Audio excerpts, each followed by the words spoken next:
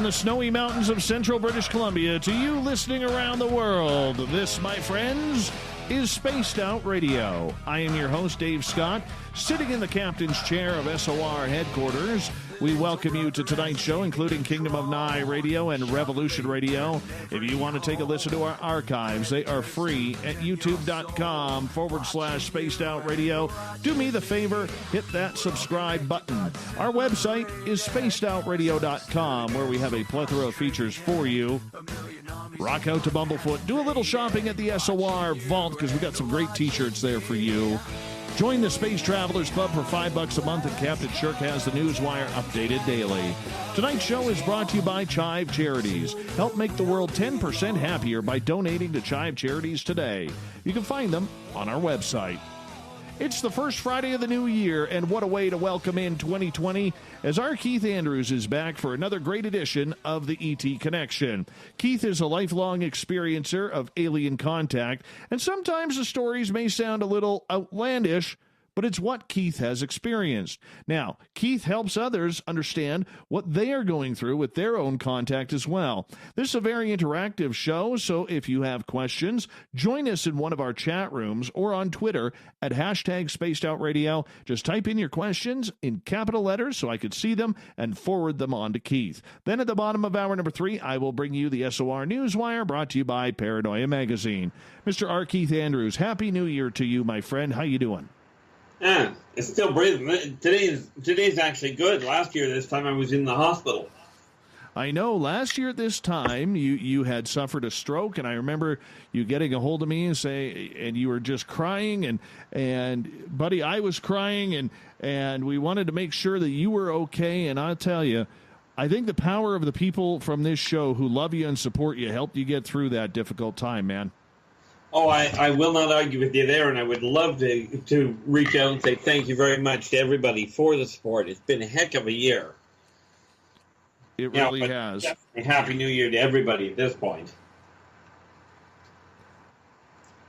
So, Keith, for people who have never heard of you before, tuning in for the first time, or maybe they've heard you in the past, but they're just wondering, who is this R. Keith Andrews guy? Tell us a little bit about your story, how you got to where you are today in the ET world. Well, in a nutshell, like I've gone through the whole 9 yards, all the way from dealing with the psychic world, as in I became a working medium the day I was born. Ended up, because I grew up in a military base, dealing with my lab, and it was through my lab being military laboratories. And through that, I ended up making contact with many of the off-worlders. And of course, my first abductions were very much abduction, not pleasant by any stretch. And that was with the ant people. But it was through the military that I ended up running into the Strazazians, which are your 7.5 to 8.5 foot reptiles. In all fairness, they're not actually reptilian, but they do look it. Right. So I went from being an abductee to being a contactee to, at this point, being more of a consultant than anything else. As in helping them deal with each other and with humans. So to say the least, I've long told people that my life is more like science fiction than anything else. It can be. It can be.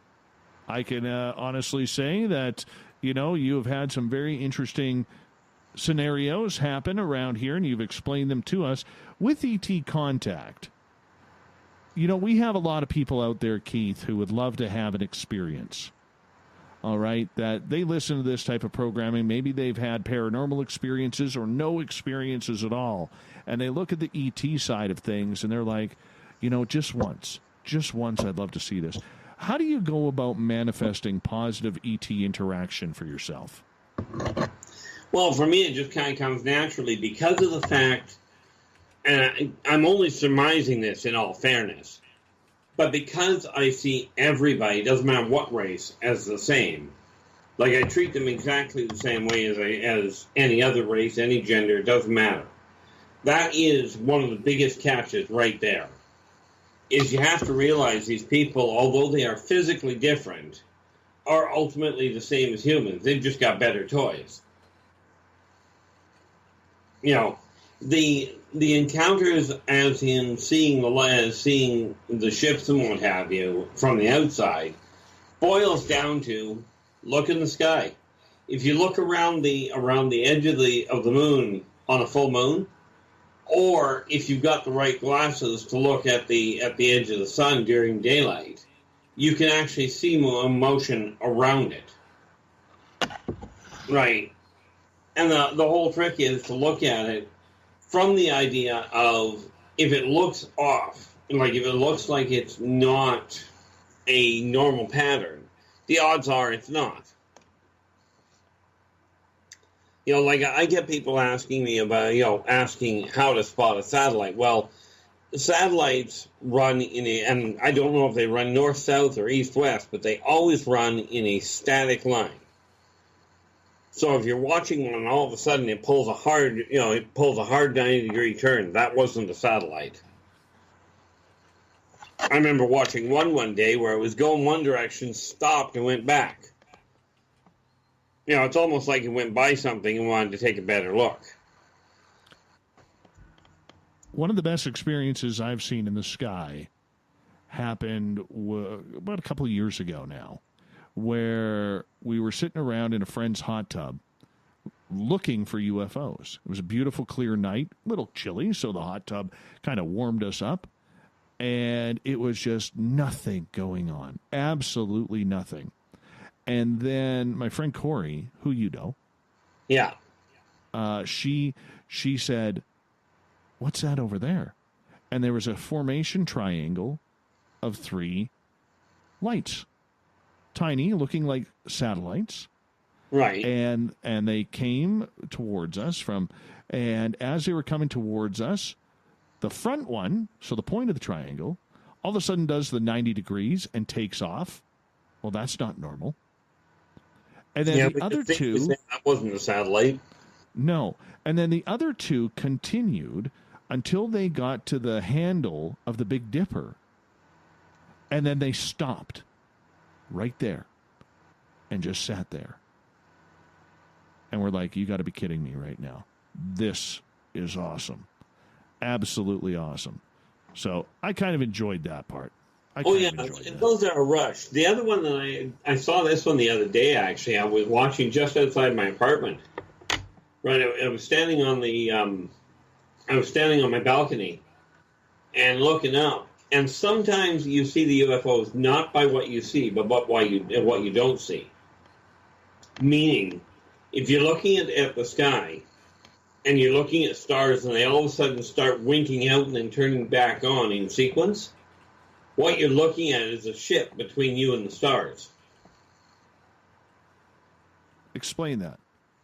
Well, if you take a ship that is essentially cloaked, okay, then what ends up happening is you're still getting an opaque vehicle between you and the stars. So as it passes in front of them, you'll find the star all of a sudden goes out, like it ceases to shine. And then a moment later, it'll all of a sudden come back. So you look. Artists know about drawing things from what you don't see. Right. Right.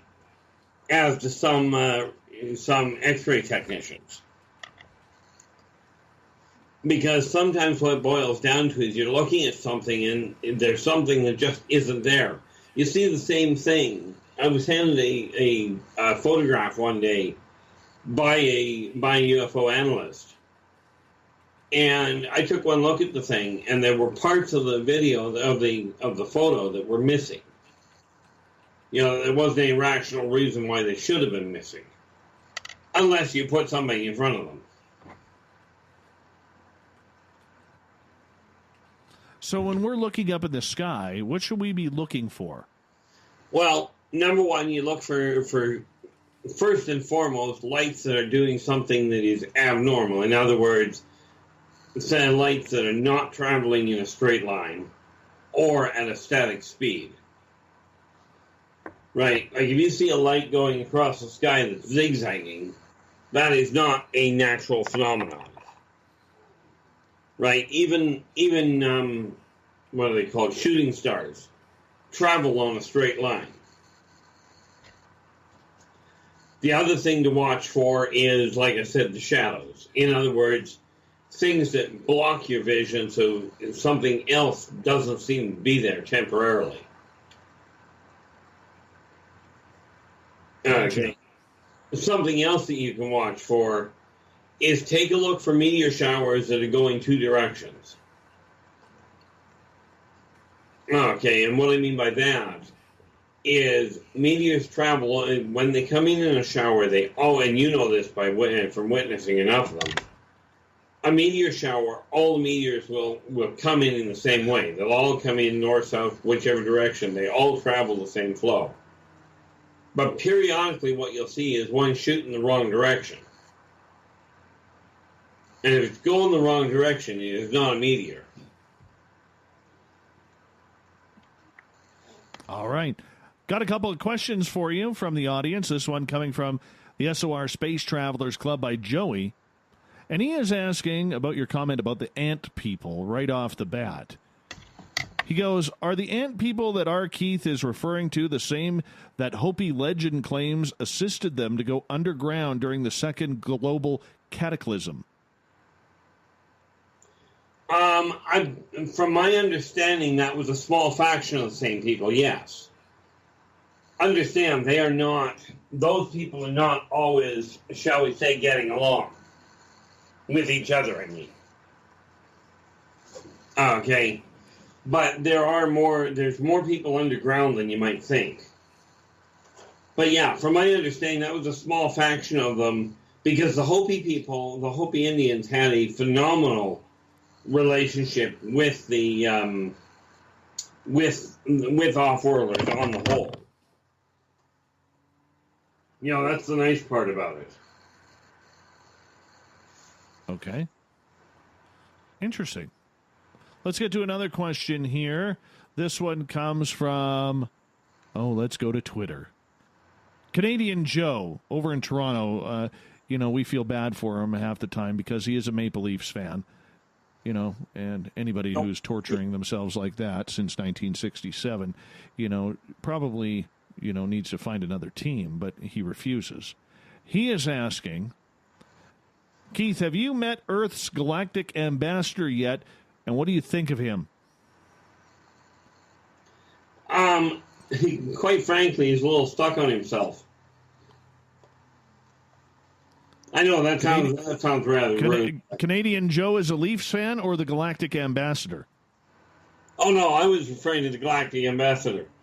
Okay, I mean, wasn't Canadian Joe being a Leafs fan doesn't make any more difference to me than somebody being a Canucks fan. I was with Canadian. I really could care less about hockey, I think. I just don't know how I'd make pull it off. Oh, you poor guy. I'm sorry to hear that. Well, in all fairness, I couldn't tolerate the fighting that took place in the early 70s when I was watching any of it. Oh, that's a bit... Oh, come on. That was just humanity. They're all friends. It was all for a good laugh. Yeah, that's probably the wrong reason to give me. It was all in fun. Nobody got hurt. Yeah. You got to remember, I'm an empath. I know. All right. Let's just go with it. Yeah, we won't get that far sidetracked because that can go really twisted in a hurry. All right. Go on. No, the funny thing is that the Terran ambassador right now has this brilliant idea, and this is where he really falls short on himself, where he sees himself as being better than other people, and he's not. Which, by the way, he did not appreciate being told that.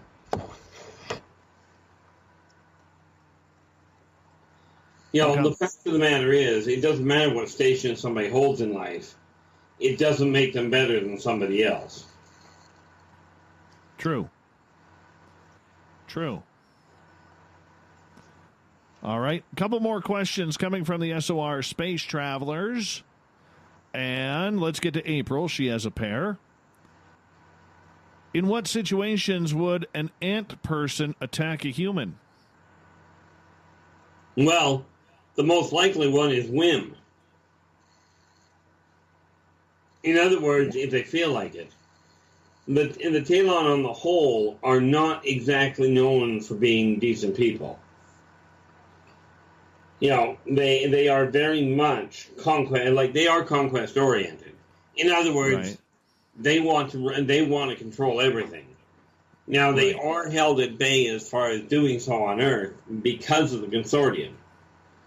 But I mean, they can attack simply because they're bored. They can attack because they want, they look at you as food periodically. In all fairness, not to the same way that Teclac do. Okay. What's the difference? Why are they so different? Well, because the Teclac view it as a delicacy. The Talons look at it as much more of an enhancement, if you will. You see, the human genome breaks down a lot easier with a lot more nutrition in it than much of the stuff that they get a hold of, especially the replicated stuff. Okay. So they just throw a little bit of hot sauce on us and off they go? No, they puree, but I mean that gets into some really bad ideas. Oh, okay. A little pureed human just for, a Thanksgiving dinner or something like that.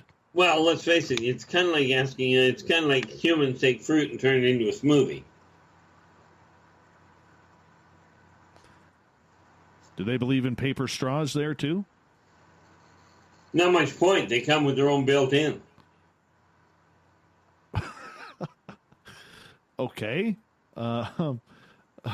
Wow. It's also known as a proboscis. A proboscis. That's the name of their No, straw. Well, ultimately, it's kind of like if you take a look at a mosquito, they have a straw built in too. True. So do flies. True. I just couldn't at the time I mentioned straw, I'd forgotten what the actual term for that organ is. Well, I guess it makes sense.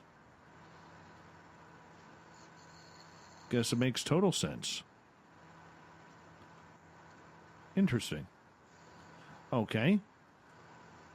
April's next question is, which race are conducting cattle/mammal mutilations?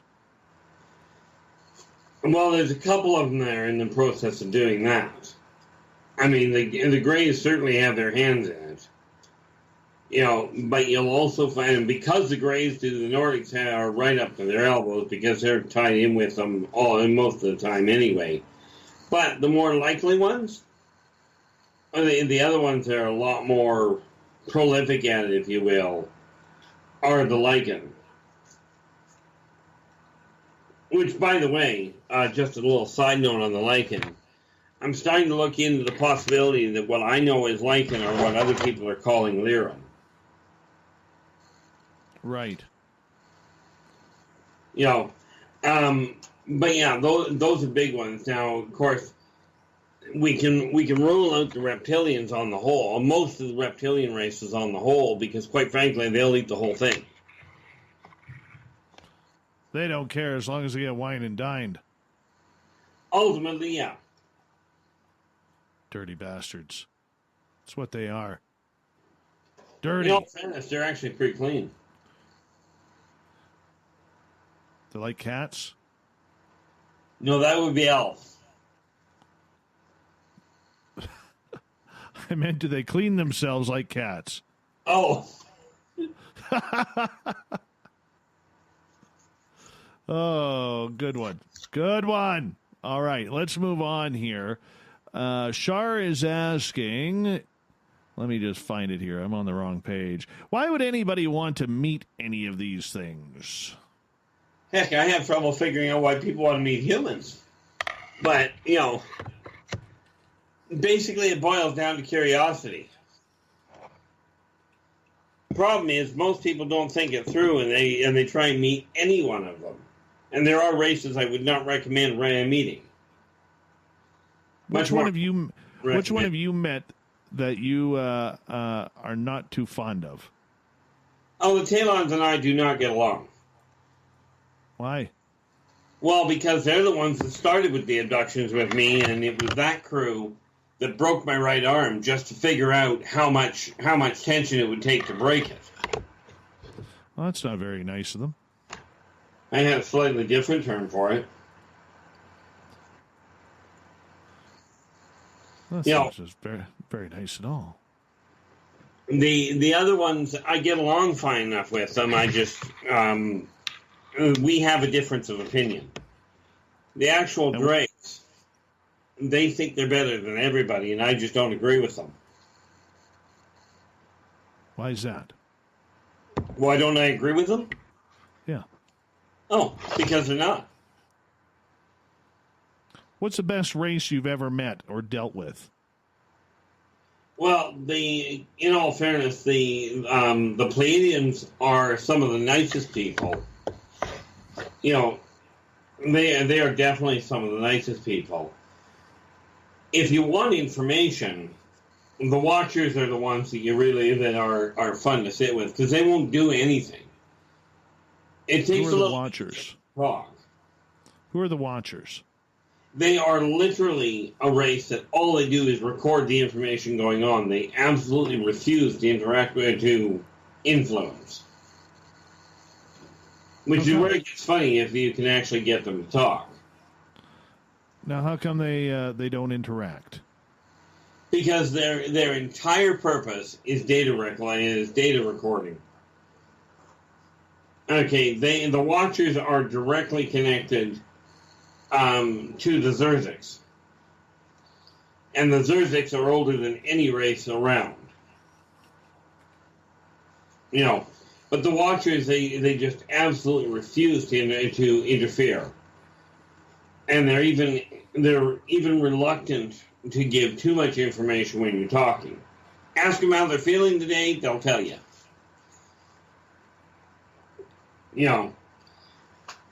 But one of the more, I get along very well with the Swazians.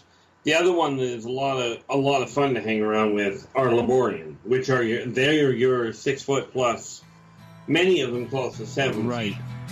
Keith, you hold on there. We're going to continue this right after the break. Our Keith Andrews, the ET Connection, happens the first Friday of every month. We'll be back with more of Keith and your questions coming up on Spaced Out Radio.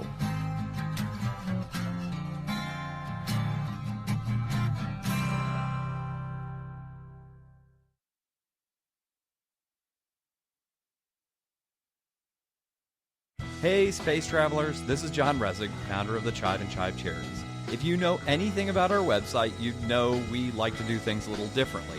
We're not some faceless organization collecting money for a nebulous cause. Our donor dollars go directly toward life-improving items. Then we give those items directly to an underdog who needs it most. To become a donor with Spaced Out Radio's official charity, Chive Charities, just go to chivecharities.org/donate.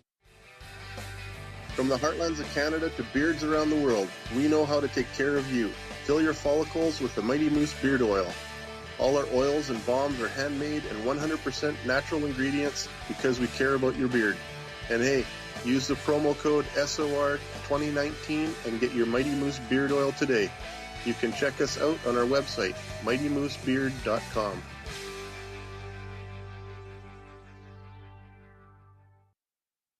Hello, this is your guitar man, Ron Bumblefoot Thorne, and I have to tell you, I love the response I get for Little Brother is Watching from Spaced Out Radio fans. It's amazing how music can inspire and make people think deeper about what's going on in the supernatural world.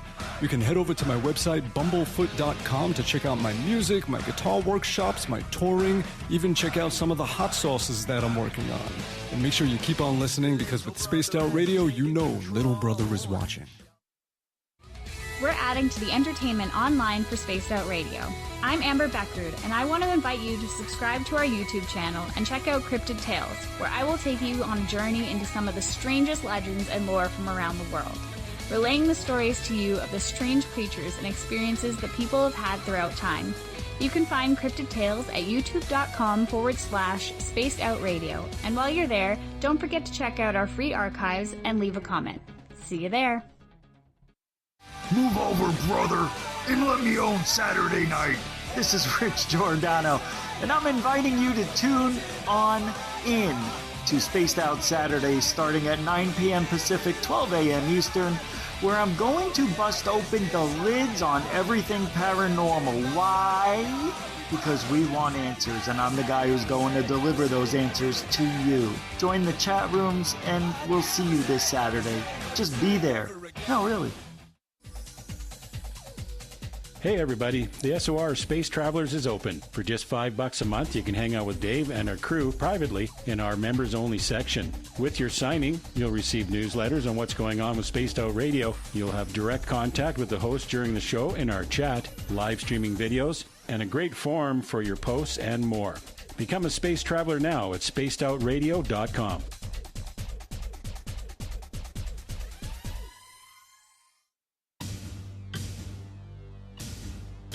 You wanted new SOR gear, and now you can have it. The SOR Vault is fully stocked with t-shirts, hats, hoodies, mugs, and everything in between, with great logos for you to choose from.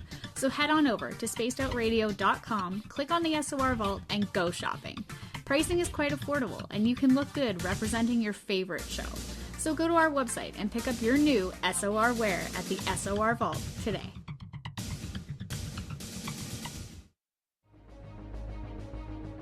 Hello everyone. This is Ryan Stacy from the Experiencer Support Association, otherwise known as TESSA. We're glad to team up with Spaced Out Radio to help investigate your experiences on the SOR Sightlines Report. Together, we'll investigate the strange sightings and occurrences you've had. We're looking for answers just like you. So fill out a Sightlines report on the Spaced Out Radio website and let's figure out what's going on together.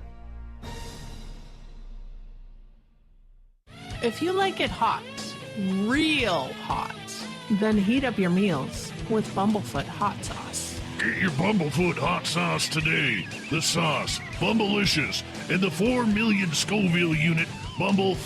We're going in hot, real hot, coming out even hotter. Keep the milk nearby and tantalize your taste buds tonight. Bumblefoot hot sauce, available now at kajans.com.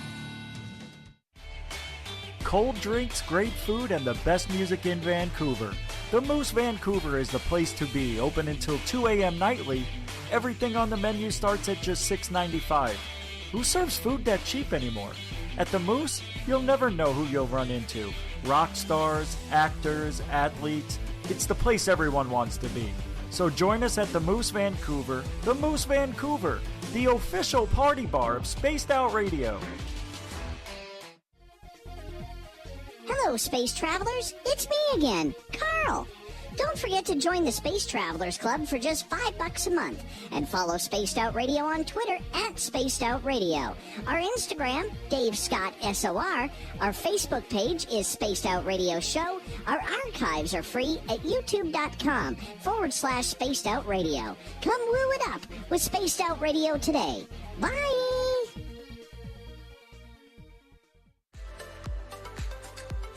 Are you looking for great advertising value for your company? Look no further than Spaced Out Radio. We have a multitude of places to get your name out there, including commercial ads during the show, special promotions, and banners on our website. Our audience is proven to support the companies that support our show. We can make your budget work for you. So for more information, please contact us at sales@spacedoutradio.com. At spacedoutradio.com, we are keeping you up to date on all the news with the SOR Newswire. Captain Shirk leads the team that is bringing you the news of the day and exclusive stories on everything paranormal and supernatural. It's free to read, it's updated daily, and it's right there for you. The SOR Newswire is a one-stop shop for the news of the day. Check it out at spacedoutradio.com today.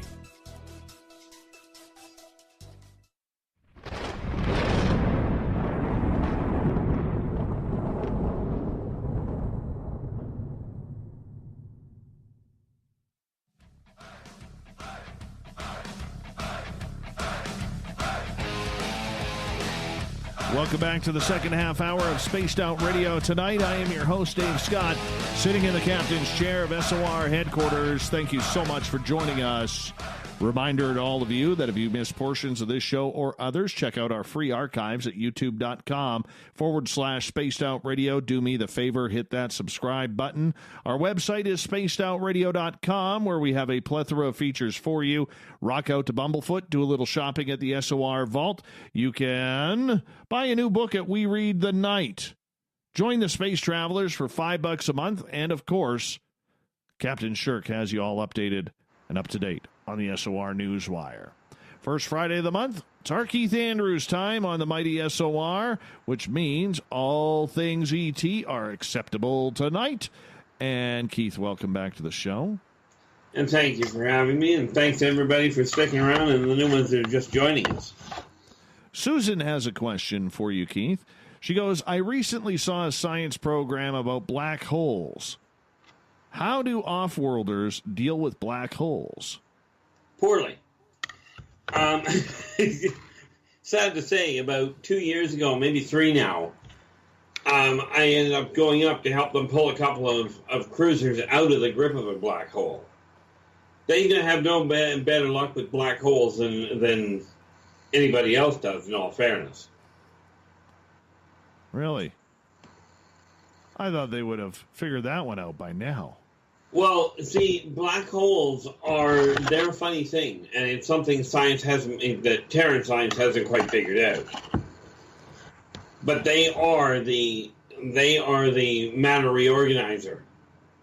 They're what take everything and break it down and spit it out on the other end. Net result, they're what keep the universe regurgitating itself, which sounds really bad, but is essentially correct. All right. Lisa wants to know in the SOR Space Travelers Club on our website, Devil's Tower, are you Team Stump or Team Rock? I'm going to plead ignorance on this. What is either one? Well, either one's it's a tree stump or just a giant rock formed by volcano and volcanic action millions of years ago. Okay. Yeah, no, I suspect very strongly it's literally an ancient tree. Oh, yeah. Tell me about it. That's what I think, too. See, trees used to be a heck of a sight bigger than what they are now. Much like the dinosaurs used to be here.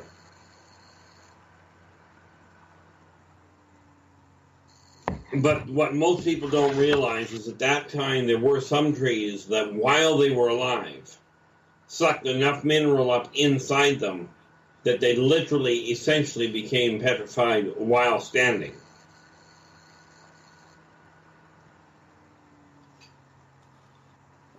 Okay. I agree. We're that's why everybody should go to our store and buy themselves a Team Stump T-shirt, right there, because we're all on agreement. Well, most of us. That Devil's Tower is a giant tree stump, tree of life, 10 miles high, at least. Well, given some of the critters who used to be here. I mean, let's face it, when you take people who used to be, 15, 20 feet tall, they needed trees that were big enough to climb.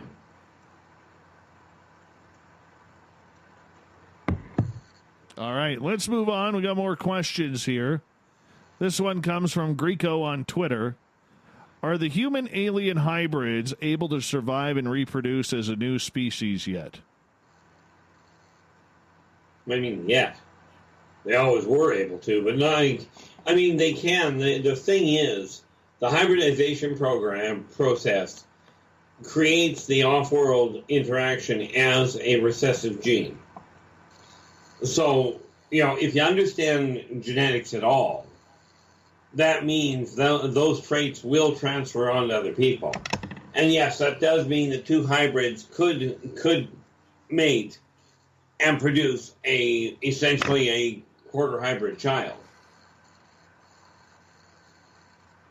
Would that child know that it is of ET descension? Absolutely unlikely. You might get the occasional one, but I mean, that's kind of along the same lines as, do adopted kids know that they're adopted? Or do kids automatically know what their genetic heritage is when they're born?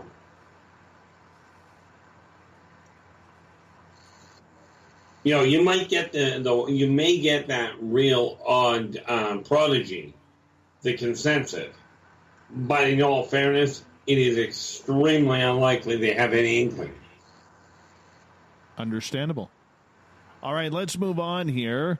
Julien is asking, Keith, have you been able to find out where we go when we die? Yep. I guess you want more than that, eh? I would appreciate a little bit more. Yeah, basically, the concept of going to, what, in a nutshell, let's put it this way.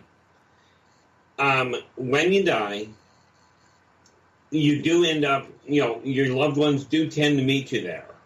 The ones that are still floating around, loved ones or friends that you may have known, do tend to meet you on the other side, you know, to guide you across, if you will.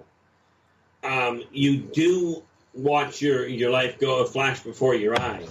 What they don't tell you is that you watch it flash before your eyes from the eyes of the people that you dealt with. So if you spent your life beating the heck out of people, you're going to feel every one of those punches and kicks as you're passing away. Okay, if you spent your life, you know, being nice to people and basically treating them decently, you get a lot of hugs and a lot of pats on the back. But when you get over there, it's kind of like walking into a ballroom. And in answer to the question, yes, pets go the same place that humans go, because they all still have souls. It is hilarious when you get over there, in my eyes. Of course, I've been there often enough, it's kind of routine. But you get over there, and it's kind of like walking into a gala. But you watch the newcomers, and people have these preconceived ideas about what's over there. Okay, like, for instance, are you going to heaven? Are you going to hell? Do you end up just in a coffin? Right? Or, you know, you get buried and that's the end of it. And I remember one situation in particular. I had a lady come to me. She was trying to find out, her husband had died 4 years before, and he had said if there was any way for him to make contact, he would. Well, it just so happened that when I first started talking to her, we identified who her husband was, and I watched the scenario. The guy had believed that when you die, you end up in a coffin, and that's where you stay. Okay, that's the end of the road. That was his wholehearted belief. She believed there was more to it. Well, of course, he got over into this gallon, and when he got there, he's looking around, and he goes, I thought I was supposed to be in a coffin. And somebody in the crowd, usually a lot of people in the crowd, go, oh, coffins are down the hall on the left. Go pick one. So he did like so many others and walked down there, got into the coffin, he laid down for about 5 minutes. Then all of a sudden he pops his eyes open and he goes, wait a minute, I climbed into that. So he climbs back out, and the second he did that, he reached over and made contact. Well, understanding that when you die, it does tell you very clearly in the Bible that a day is as 1,000 years, which means that a minute works out to about 9 months on Earth. Well, he was laid down for about 5 minutes, worked out to be about 4 years. Right, so she came through and he made contact very clearly. She confirmed it quite solidly. Right. But, I mean, it's fun because you get the same people, the same idea when people get there. They go, I belong in hell. You know, I thought I was supposed to be in hell. And, oh, well, just go down the stairs. You know, heaven's up the stairs on the left. Right, and of course, the people that think you get stuck in purgatory end up sitting in a waiting room until they get bored. You know, interesting. But yes, there is that funny little white light that you see. I think they put that there just just for, you know, for sheeps and giggles. Nikki is asking, what do the Watchers look like? Usually real shadowy figures. Sometimes, if you catch the light right, they will appear to have red eyes. Okay, but on the whole, they don't have much of a form to them. You know, take a human and put them in a poncho, and you got pretty much the right appearance. A long poncho, that is, because they float. You know, you never see their feet. Okay. All right, let's move on here. PBR is asking, Keith, how many alien languages do you understand? I'm glad he put it that way. I really haven't done a count on it, because most of the aliens that deal with the consortium speak what I've come to understand as Pan-Galactic. But there are, like, I understand, for instance, Strazazian optics. I understand their language quite well. And no, there is not a prayer I can replicate it. Okay, but I suspect of the 59 I've dealt with, I suspect I'm probably looking at 25 or 30 of them. Okay. All right, let's move on. Let's move on here. Starflower is asking, what's the Watchers' family structure or government like? Or any alien species? Well, the Watchers, as far as the family government goes, they're pretty independent. You know, they don't have much of a structure per se. The Strazazians those are your reptilians. They are very much a matriarch, but they are very military oriented. Okay, like they are born understanding respect. If you take a look at the Teklek, much as they're military in a way, they are very combative with each other.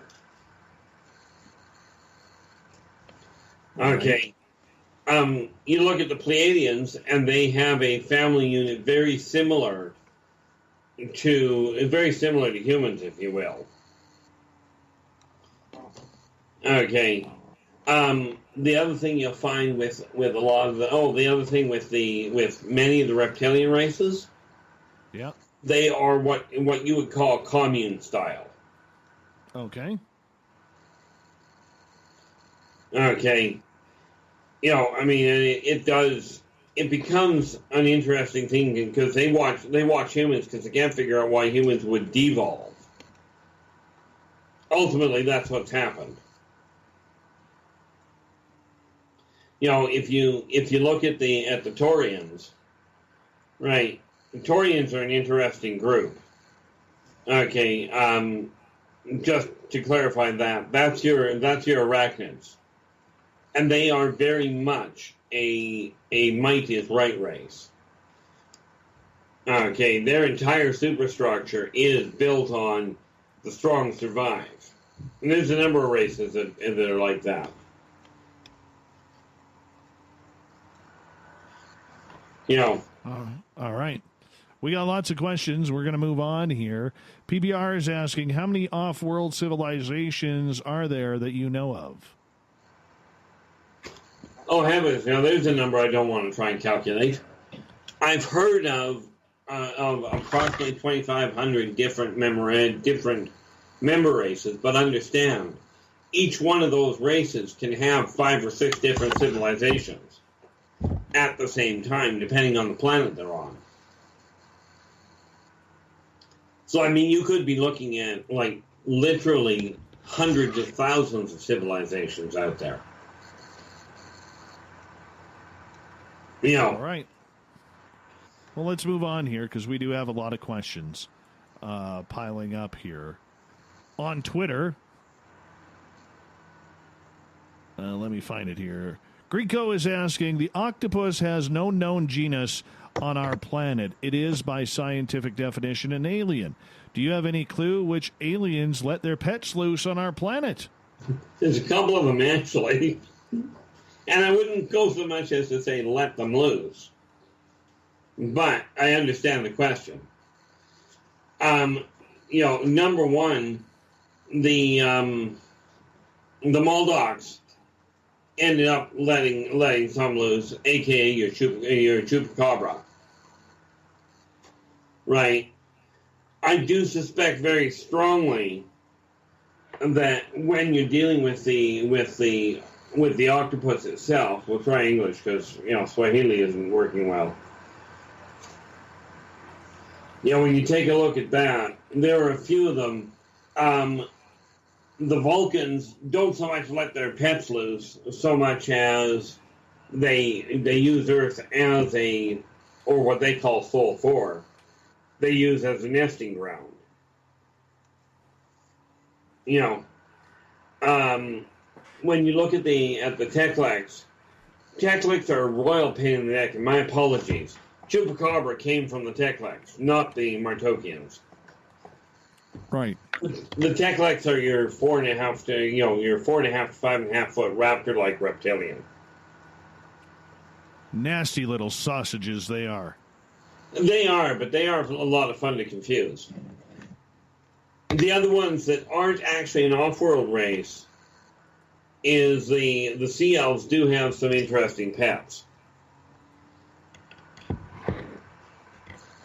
Of course, those are just oddball things that you don't run into. Right. Hate to run into one of them.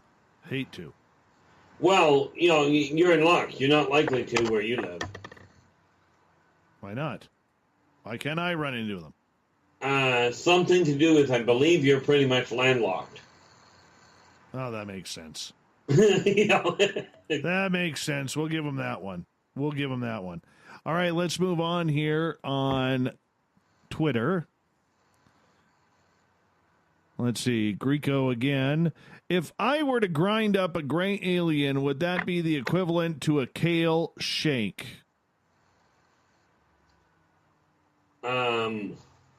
No. It's simply put, number one, they aren't vegetables. That'd be as in the Zeta reticuli are not a vegetable. Although it would be great, it'd be more like a Chihuahua shake. A Chihuahua shake. Well, they have to be made of blood and muscle. All right. Good enough for me, man. All right, let's move on here. Let's go over to PBR, who is asking, do you have your own personal portal to the off-worlders, Keith? No. I know that sounded real simple, but that's literally the issue. The portals exist. I have a very unique connection to Earth itself. Okay, or what some people would call Gaia. And what I've come to know the actual name Vitsa. And her and I get along extremely well. So getting around, between, around on the planet is relatively easy. But as far as to get to the off-worlders, that one I leave to them. I mean, astral travel makes it easy if I want to go that route, but going physically, that's their department. Right. Starflower, as we got about 3.5 minutes before we go to break at the top of the hour. Starflower is asking, who are the Earth's ambassadors and how do they get the title and what do they do? Well, how they get the title is because somebody in the council goes, yeah, we're going to work with you. And I have no knowledge as to how they go about picking that, but I can tell you that the first thing is, when they're looking at ambassadors, they do look for people that literally treat everybody else the same way. Which begs the question of how the one guy got in there, but that's his issue. The fact he sees himself as better than other people is beside the point. From their standpoint, it's a question of, does he treat all other people, regardless of color, orientation, religious alignment, does he treat every human the same? Okay, that seems to be one of the critical factors. Because the reality is you also have to treat all of the other races the same way as well. Keeping in mind, cultural differences can be a bit problematic if you don't know them. True. Very true. All right, let's continue on here because we want to get as many questions in tonight as possible. Joe, as we got about 95 seconds. Do aliens surf the internet? Do they have their own dating sites? You can't make this stuff up, Keith. You just can't make this stuff up. Well, if you're asking do they use the Terran internet, they monitor it, absolutely. Now, dating is a whole different ballgame. Because, number one, in their case, interspecies dating is usually a bad idea. It's also usually fatal. So they don't tend to do that. Do they need dating sites? There are many of the races that don't bother with dating sites because they've got this fine thing called communication. The one failing that mankind has run into is they forgot how to talk to each other. And that's the one thing that with the consortium that is extremely imperative. I heard it put one day by a human that the humans had a problem. They had a power outage, and they designed a new method of communication called Wazimail. Right.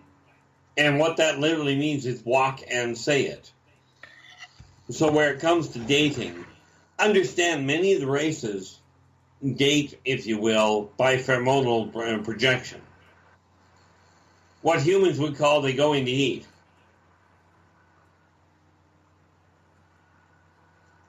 All right. Let's see here. Wonder if we got some time here. Let's try. No, I don't think we do. I think we only got about 15 seconds here.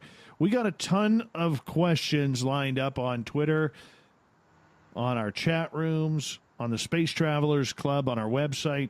So you got to stay tuned for that because we're about to go to break. Hour 2 with R. Keith Andrews. Coming up right after this. And, of course, Keith is here the first Friday of every month. This is about a year, 4.5 we've been doing this, the first Friday of the month. It's a show that I enjoy, and I know all of you, too. More Woo with R. Keith Andrews. Coming up in Hour 2.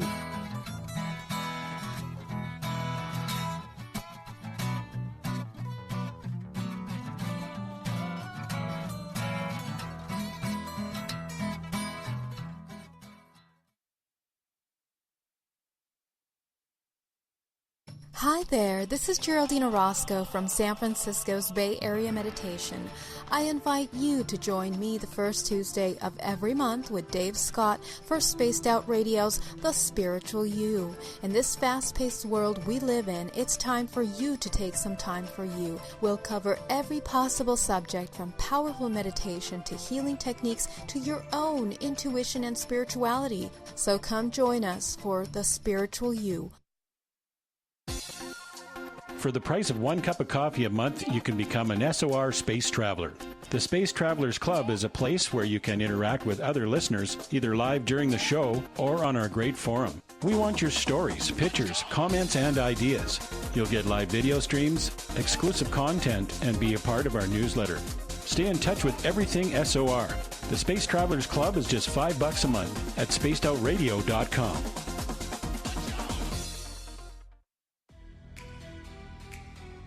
Are you an experiencer of something strange that can't be explained? Do you want help finding out what's going on? I'm Ryan Stacy, head of the Experiencer Support Association, otherwise known as TESSA. We've teamed up with Spaced Out Radio to investigate cases filled out in the SOR Sightlines report. We are independent and there's no cost to what we do. All we need is your experience. Let's find out what's happening together on the SOR Sightlines report. Looking for creative ways to get your company out in the public? How about advertising on Spaced Out Radio? Our sales department is waiting to hear from you, and we can work around any budget. From commercial spots to banners to special promotions, there are many opportunities to get your name and product out to our SOR listeners. For a price guide and more information, please contact us at sales@spacedoutradio.com. We are scouring the world for the most intriguing stories of your day. Take the time to read up on the SOR Newswire, where our team, led by Captain Shirk, will deliver to you some of the best paranormal and supernatural news, along with some stories that will blow your mind from the weird to the wacky. It's the news outside the news that piques interest, and that's what we're looking to deliver to you. The SOR Newswire, only at spacedoutradio.com. Get your horns up with me on Spaced Out Radio. This is Ron Bumblefoot Thal. Come tune in to SOR, where you can hear me rock out with Little Brother is Watching, the official theme song of Spaced Out Radio. And then come on over to bumblefoot.com, where you can find out about my tour schedule, my music, and everything else. Bumblefoot.com keeps you up to date on what I'm doing and the best way to stay in touch with my music and music camps. Sign up for my newsletter at bumblefoot.com, and remember, Little Brother is Watching.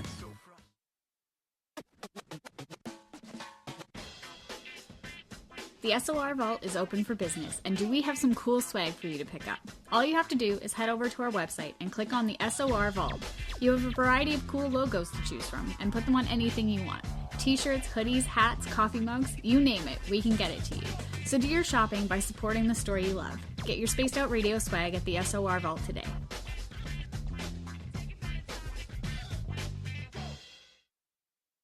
Hi, this is Amber Beckrud, and I want to invite you to subscribe to our YouTube channel, where we store all of the SOR show archives for free. And as an added bonus, every 2 weeks I'm posting brand new content on Cryptid Tales, where I will get into some of the spookier legends and folklore from around the world, and tell the stories that go with them. Find us at youtube.com/spacedoutradio and check out Cryptid Tales today. Drop a comment and let me know what you want to hear. See you there. Are you intrigued by Paranormal Talk Radio? You'll love the new Paranormal Radio app from TalkStream Live. You'll find a great selection of talk shows covering UFOs, ghosts, strange phenomena, and much more. Download the Paranormal Radio app now and start listening to the very best in paranormal talk entertainment, including the network you're listening to right now, the Paranormal Radio app, free in Google Play and the iOS App Store. The party is always on at the Moose Vancouver. The Moose Vancouver is where you want to be when visiting Canada's West Coast. Open until 2 a.m. nightly, the Moose cranks up the rock while serving some of the best rated food in the city. The menu starts at $6.95. Why party anywhere else in Vancouver when the Moose is right there? Get your horns up and rock with the Moose, the official party bar of Spaced Out Radio. I'm feeling a little spicy tonight. What to do? What to do? Why not get Bumblefuck? 4 million Scoville units of pure hard rock. Bumblefoot hot sauces come in 3 flavors. The burning Bumble. Tone it down a bit with Bumblicious and throw the sauce on everything. Spice it up. Bumble me, baby. Bumblefoot hot sauce. Get it today at kajans.com. Hello, space travelers. It's me again, Carl. Don't forget to join the Space Travelers Club for just $5 a month. And follow Spaced Out Radio on Twitter at Spaced Out Radio. Our Instagram, Dave Scott SOR. Our Facebook page is Spaced Out Radio Show. Our archives are free at youtube.com/Spaced Out Radio. Come woo it up with Spaced Out Radio today. Bye!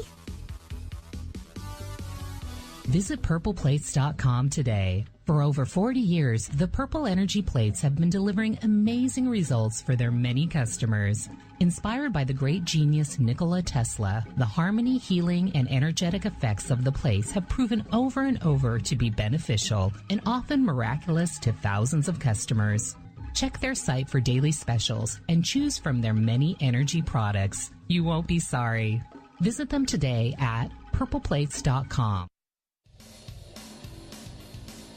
We all know on Spaced Out Radio we love a good beard and mustache, so why not take care of your facial hair with Mighty Moose Beard Oil? Made in Canada, We're taking care of beards and stashes around the world. We use 100% natural ingredients with our oils and balms to make your whiskers feel silky smooth. Use promo code SOR2019 at MightyMooseBeard.com today.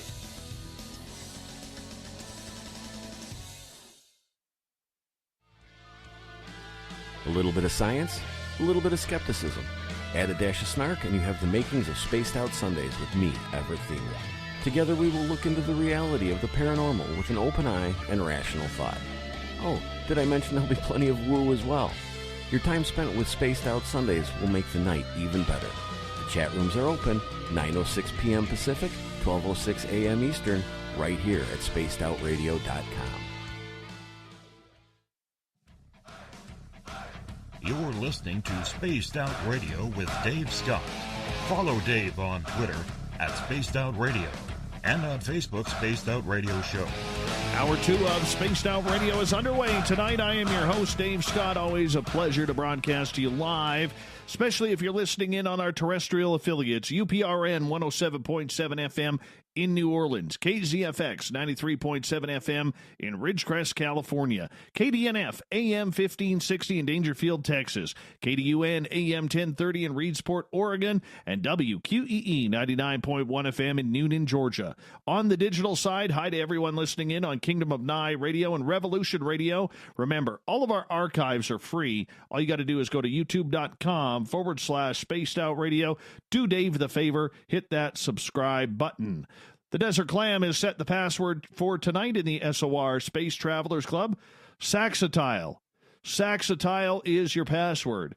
Use it wisely, Space Travelers, as the Clam sets the password each and every night right here on Spaced Out Radio. Our website is spacedoutradio.com, where we have a plethora of features for you. Rock out to Bumblefoot, do a little shopping at the SOR Vault, grab a great book from We Read the Night. Join the Space Travelers at $5 a month. And, of course, we have Captain Shirk keeping us all up to date on the SOR Newswire.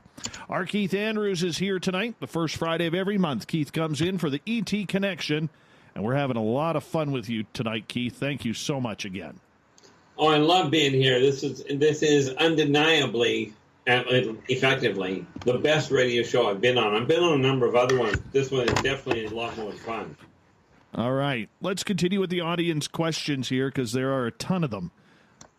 All right, Joe is asking, do aliens ever wear human clothes? Absolutely. They would stand out when some of the races look very, very human, and therefore human clothes absolutely make them blend in a lot better.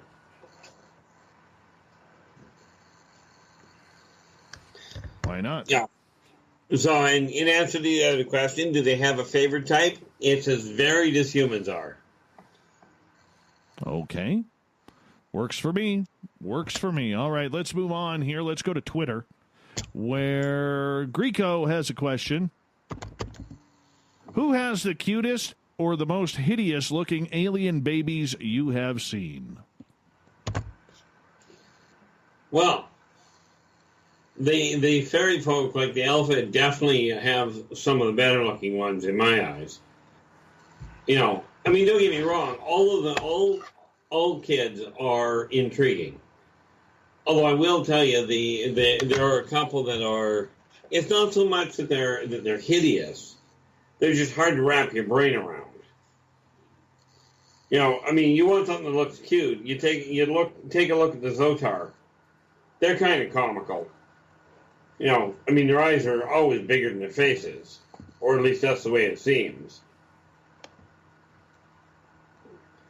You know, when some of the, like a lot of the little critters are definitely interesting from that standpoint. You know, but where it comes to hideous, your Moldocs are probably one of the most disconcerting. Right. The Moldocs are, if you ever watched the movie Predator from about 20 years ago, that will show you a very good rendition of a Moldoc. You know, one of the more difficult ones to wrap your brain around are the Korlok. Those are your amoebas. They have no physical form. Basically, their kids are little puddles, also known as little drips. You know, I mean, take a look at a piece of silly putty and ask yourself if that looks cute. You know, but from that standpoint, like the Rocher, which are a feline race, both the Rocher and the Laborians have interesting kids. A little temperamental on occasion, you know, a bit territorial. I mean, if you think your brothers and sisters fought a lot, you should see the way some of these guys fight. They figure if you're not losing a limb, you didn't fight well. No, that's always a good name fun. I mean, as long as nobody's hurt, that's the main thing. Well, with the Vegan, that's just it. They've got no pain center, so you tear an arm off, they just put it back on. You know, it's not quite the same with humans.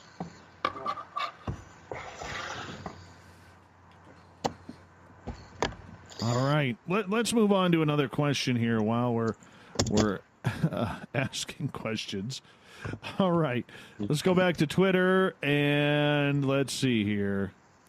Greco is asking, are there any alien species that live in space naturally? Any details how? Well, one race that comes to mind very quickly is the Zerziks. Because the Zerziks have been here since longer than current rendition is. You know, they do not require an atmosphere, period.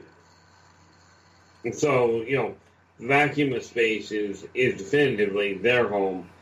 You'll also find, if you take a look at, there's a number of elementals. Specifically, you take a look at the fire elementals. They live in, when we talk about living in outer space, they live in suns. Okay. They also they also spend a lot of their time on the elemental plane of fire. Which, as you can well imagine, is kind of a warm place. And no, in answer to your question, you never go there without protective gear. All right, let's go back to the Space Travelers Club. April is asking, do human medical doctors know about hybrids and or how to fix them? Yeah, I just about put my foot in my mouth on that one. Some. And the answer to that, in my personal opinion, is they have enough trouble with humans, never mind hybrids.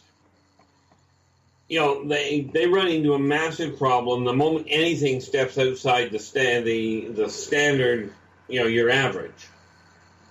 I mean, heck, they can't even compensate for my healing rate, never mind some of these guys. You know, but there are some doctors that do know about them and do treat them, but it's not done. It's not like it's taught in medical school. Right. All right. Follow-up question from Hadarok on that one, which is, do human medical doctors help out the aliens in doing checkups on the hybrids and passing along the information to the aliens? And again, the answer is there are some specific ones that do. You know, you end up with some doctors that are very advanced in their thinking, and they absolutely pass on the information.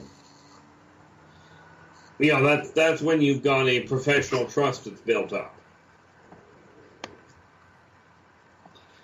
Because the thing that off-worlders have done is they've miscalculated with humans, trying to repair them without knowing exactly how humans function. You know, which is what causes a lot of the problem. That was what caused a lot of the problem over the years. So they absolutely rely on human doctors to pass on more current medical information on the human side of things. Would that be from government-type doctors, or would that be from abducted doctors? More often than not, it's private practice abductees. See, they tried going the route of government doctors and government liaisons and what have you. But unfortunately, human governments have broken too many contracts with them.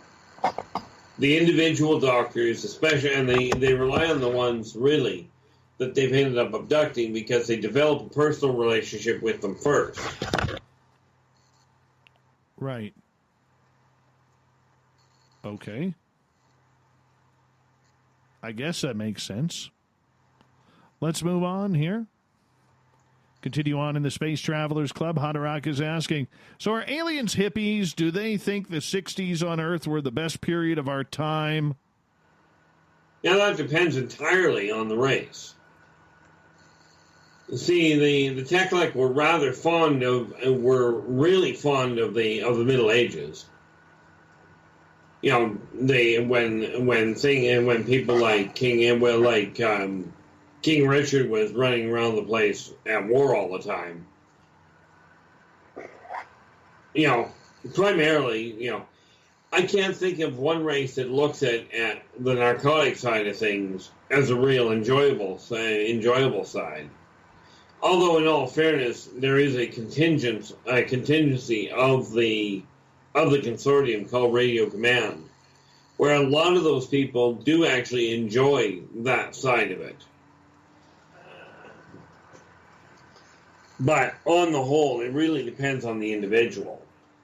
Because of the way that the off-worlders are, you know, a lot of what people call narcotics here are medication in their eyes. Like, they're very mild drugs. You know, or very mild alcohol. Like, in terms of alcohol, if you think about it, you know, 150 proof alcohol is pretty strong for a human. Right. Right. For the ancient race, for the ancient dwarven race, that's what you give your kids. Right. PBR is asking, are you able to say hello world in any off-world language? Well, the answer would be yes. The closest translation, and unfortunately, especially with what I've been through the last year, it's not so much an off-world language, but Etowa'u. And that is the wrong tonal inflection.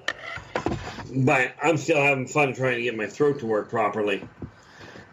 See, a lot of what I know how to do, and I've done it before. I know I can't do it for you right now, Dave. You heard me. You heard the one that is built at the base of the throat. Yes. It sounds similar to clicking, but it is done so much deeper into the throat. You know.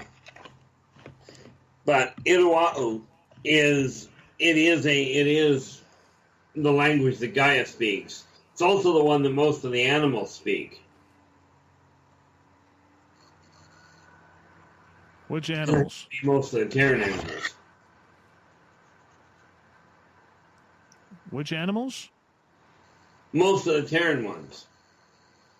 As in, if you want to talk to the birds, you want to talk to the rats, the snakes, that sort of thing.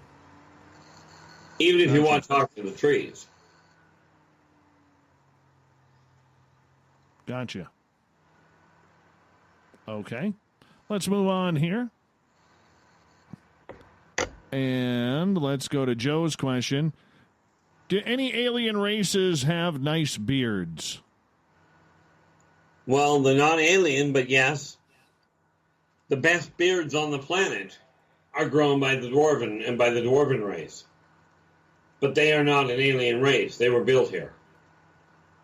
They were literally built here before mankind was. Tell us about their great beards. Well, if by the time you're 30 you haven't got a beard that comes down past your chest, you're considered underdeveloped. That's a good beard. That's both male and female, by the way. That could be a hideous beard. It could be. All right, let's move on here. Nikki is asking, which Zeta Reticuli are the most dangerous? The ones that are shooting at you. There is no, it's not a question of which one. Okay, because they all think in essentially the same fashion. Okay, and so, ironically enough, they're not really, the Zeta Reticuli are scientists. They are not an aggressive race. Or a cluster of races, if you will. Well, they're all the same race, they're just different configurations. It's kind of like asking which nationality of humans are the most dangerous. I always blame the Leaf fans for that. Yeah, but I mean, you've been blaming Leaf fans for everything, including the weather on occasion.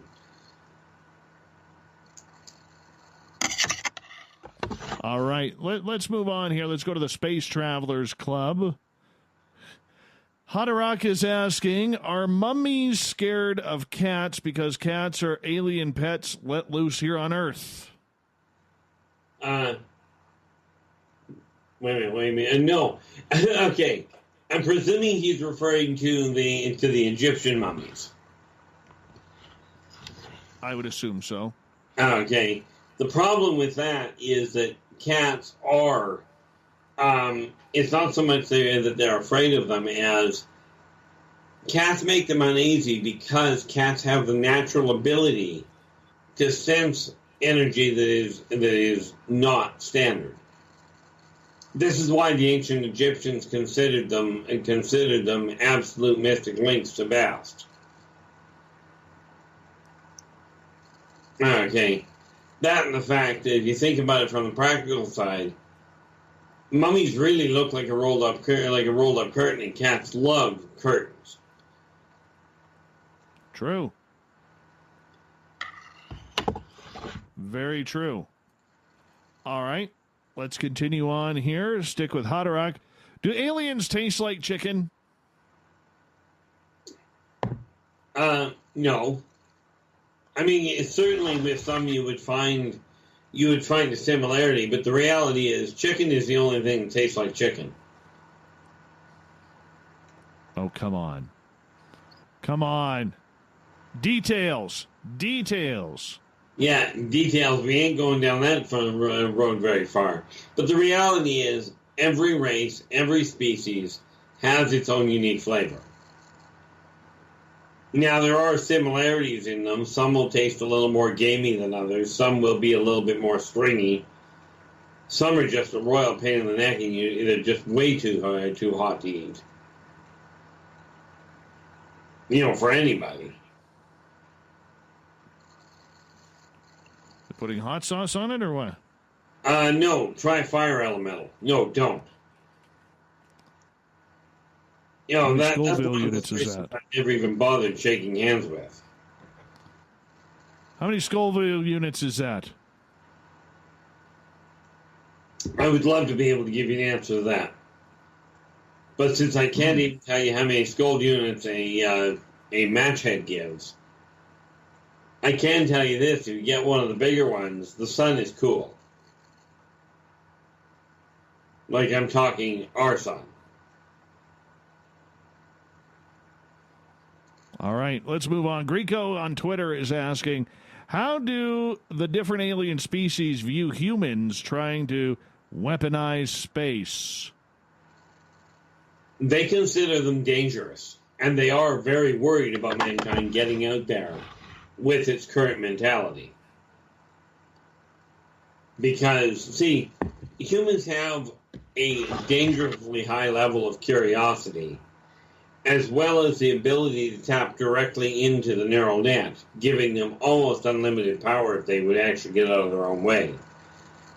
And when you couple that with mankind's incredible capacity to take a totally logical course of action, throw it out the window, and still win, that makes them dangerous. Okay. The fact that humans are, quite frankly, in the off-worlders' opinion, they're dangerously arrogant to the point that humans would get themselves killed in a matter of seconds. The one thing that they find comical, though, and you really find this with a lot of the military-based races, mankind has things they call rules of war. The consortium and the member races and what have you have one rule in war. If you're going to have a war, fight to kill. You do not worry about overkill. Overkill simply means you got a better vantage point. Right. But mankind, or the Offworlders do see mankind as being dangerously naive, and yet they view them a lot of the time of having quite literally, they look at it as an arrogance rivaling the Drakes. The difference being the Drakes actually have the capacity to back up their arrogance. It's still not appreciated, but at least they've got the background for it. Okay. Greco is asking, are any of the aliens upset that we keep leaving junk in space? It's kind of a human detractor, wouldn't it be? No, quite honestly, it's funny. You guys call it, humans call it junk. I mean, there are races out there that look at it going, well, that's very nice of them. It's kind of like a Value Village in orbit, where they don't have to pay for salvage.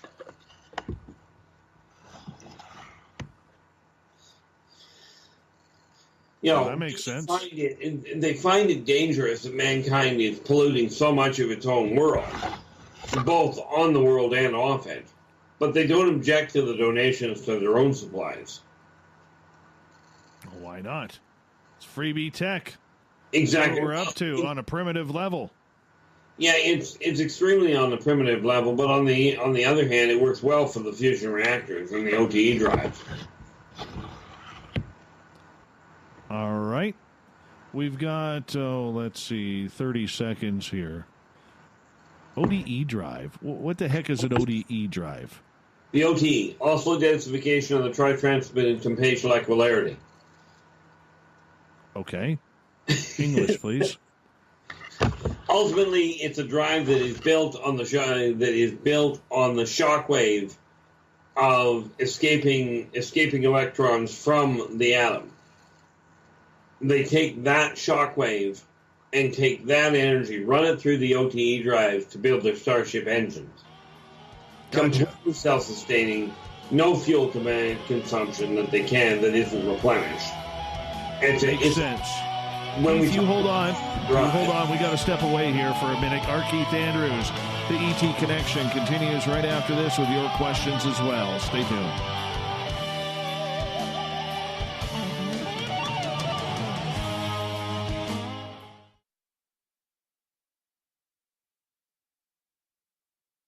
If you like it hot, real hot, then heat up your meals with Bumblefoot hot sauce. Get your Bumblefoot hot sauce today. The sauce, Bumblicious, and the 4 million Scoville unit Bumble.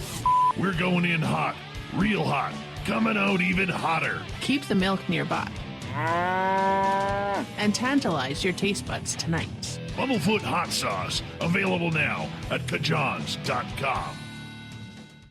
Move over, brother, and let me own Saturday night. This is Rich Giordano, and I'm inviting you to tune on in to Spaced Out Saturdays starting at 9 p.m. Pacific, 12 a.m. Eastern, where I'm going to bust open the lids on everything paranormal. Why? Because we want answers, and I'm the guy who's going to deliver those answers to you. Join the chat rooms, and we'll see you this Saturday. Just be there. No, really. From the heartlands of Canada to beards around the world, we know how to take care of you. Fill your follicles with the Mighty Moose Beard Oil. All our oils and balms are handmade and 100% natural ingredients because we care about your beard. And hey, use the promo code SOR2019 and get your Mighty Moose Beard Oil today. You can check us out on our website, mightymoosebeard.com.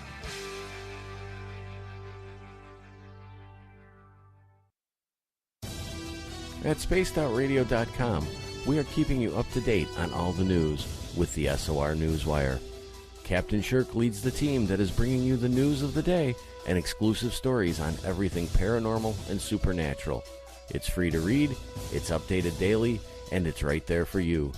The SOR Newswire is a one-stop shop for the news of the day. Check it out at spacedoutradio.com today.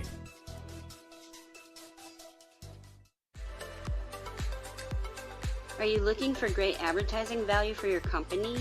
Look no further than Spaced Out Radio.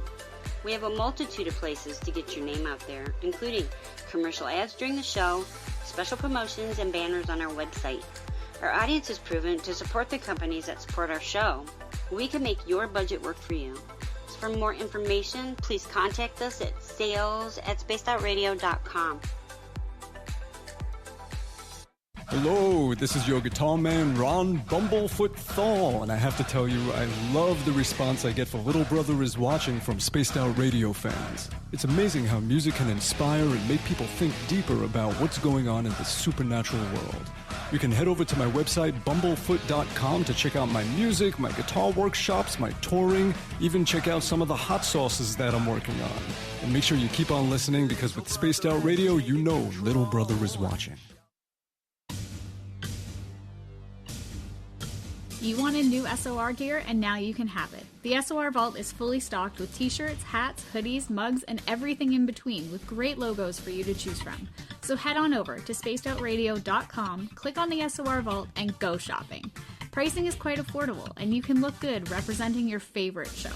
So go to our website and pick up your new SOR wear at the SOR Vault today.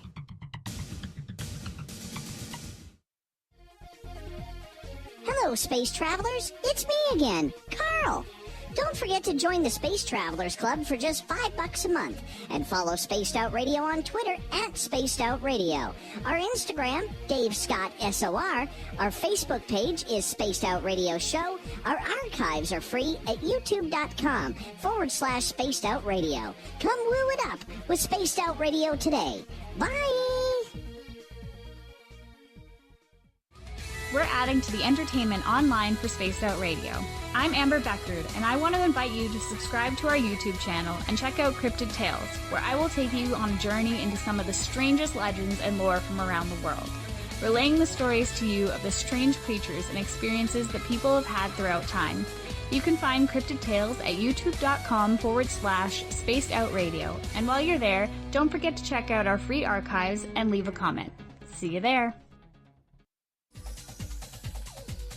Hey everybody, the SOR Space Travelers is open. For just $5 a month, you can hang out with Dave and our crew privately in our members-only section. With your signing, you'll receive newsletters on what's going on with Spaced Out Radio. You'll have direct contact with the host during the show in our chat, live streaming videos, and a great forum for your posts and more. Become a Space Traveler now at spacedoutradio.com.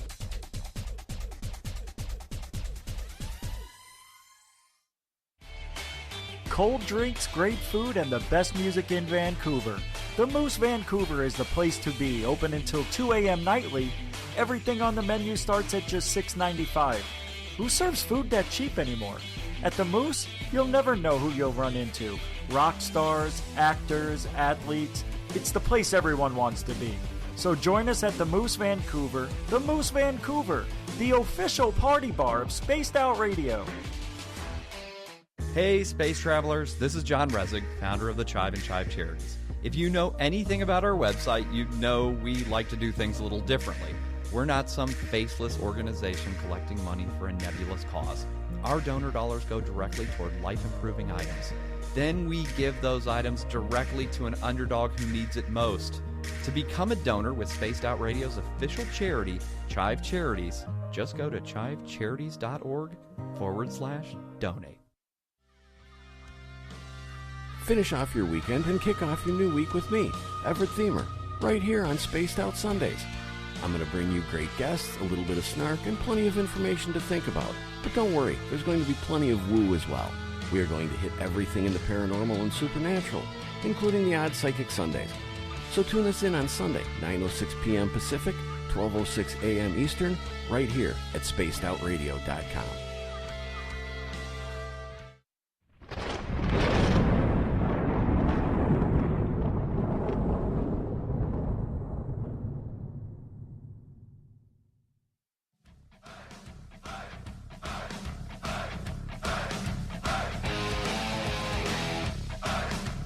We passed the halfway point of Spaced Out Radio tonight. I am your host, Dave Scott, sitting in the captain's chair of SOR headquarters. Thank you so much for joining us tonight. Reminder to all of you that if you want to check out our free archives, you can do so at youtube.com/Spaced Out Radio. Do me the favor, hit that subscribe button. We're almost up to 7,000 subscribers on YouTube. That's kind of cool. Very cool. So if you haven't done so, I'd love to hit that 7,000 mark by the end of the month. That would be really cool. Also, if you don't mind, check out our website, spacedoutradio.com. We got a plethora of features for you. Rock out to Bumblefoot, do a little shopping at the SOR Vault because you need one of our T-shirts. Of course, you could grab a great book at We Read the Night. Join the Space Travelers at $5 a month, and Captain Shirk has you all up to date on the SOR Newswire. Our Keith is back with another edition of the ET Connection. Happens the first Friday of every month, and this is the first Friday of the new year. So Keith is back. Welcome back, Keith. Well, thank you for having me. Pleasure to be here. No problem. No problem whatsoever. All right, let's continue on with our questions here because we got Joe's question right off the bat. Have aliens inspected the stuff we have left on the moon? And if we ever go back, will their footprints be everywhere around the Apollo landers? Well, it wouldn't surprise me, but the reality is that they're not supposed to leave footprints there. That where the Apollo lander is considered a, if you will, a Terran monument. You're not supposed to deface it. But have they flown over it? The answer is absolutely. But it's unlikely you'll find footprints. What about a base at the back side of the moon, the dark side? Well, the problem is that's not just a base. That's an entire small city. All right. That's a full-size trading post. I've got a great question from KSM on LGAB about eating aliens, people who have eaten aliens. He's asking, do they come out as easy as they go in? That depends entirely on what they are. Oh, my God. You got to answer that one. You can't hold me back on this one. Well, I mean, you're asking a really dangerous question from that end. You see, it literally depends, because if you end up eating, depends on which race. But let's assume that we pick one that actually stays dead. Then, yeah, basically the human digestive system works quite nicely from that end. That would be the reality behind that. And if they're alive, like we're drinking them like a soup? Well, yeah, I was just wondering about that. Well, not exactly wondering. There are a few of them you just don't want to deal with. But, if you take a look at the amoeboid, you pop one of those in your mouth, the odds are you're not going to live through the experience. It's kind of like drinking battery acid. It'll eat you from the inside out. Oh, I've had some hot sauces like that, my friend. Had some hot sauces like that. Yeah, but the hot sauce, after it got back out of your system, didn't walk off. True. True. The fact of the matter, there are some races you just plain could not eat, even if you wanted to. Like you never try eating a a Vulcan. And no, those are not. They are not pointy-eared, green-blooded people. They're crystalline. You just don't want to deal with that. All right. Well, I think that was an interesting answer. Interesting answer. Stay away from the liquid aliens soup. It will hurt your digestive tract. That's what we're saying. Well, yeah, it really would. I mean, it does come out, but it comes out all over the place. It's a crappy situation, my friend. Pretty much. But that's okay. It's also classified as your last meal. All right, Nikki is asking, would any aliens come to help Earth and humans if the Earth experienced a catastrophic series of natural disasters which affects humans globally? Only in the event that same said event was going to, on a long-term base, damage the planet. Bear in mind, an earthquake leveling a city does not qualify. Nuclear war? They shut it down? Absolutely. Like we all expect? We've done it before. What's that? Nuclear war, they absolutely will. The same as they are doing their best to try, we're working with them to alleviate the stress on the planet, then to avoid Yellowstone going off. Because if Yellowstone goes off, it's a planet killer. So what we're working on right now is getting at least 4 local volcanoes to go off, or Mount Kilimanjaro, to relieve the internal pressure on the planet.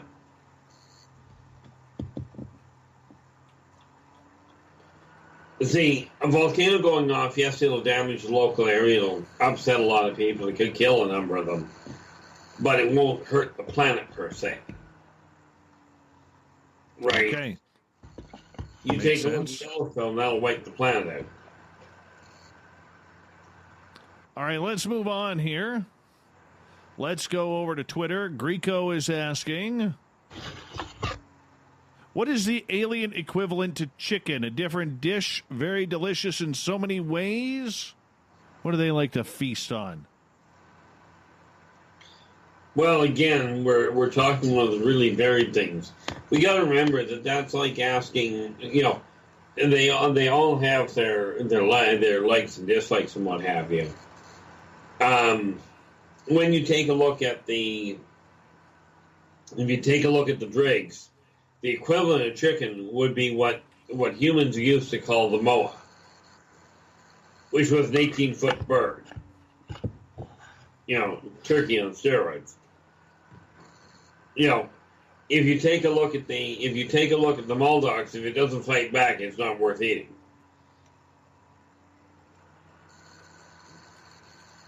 And if you go into the fairy folk, they are heavy into the vegetarian side of things.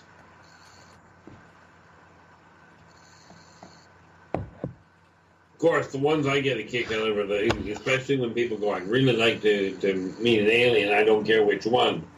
The Teklak, their favorite meal is human. So let's take these Teklak things for a minute here. Okay?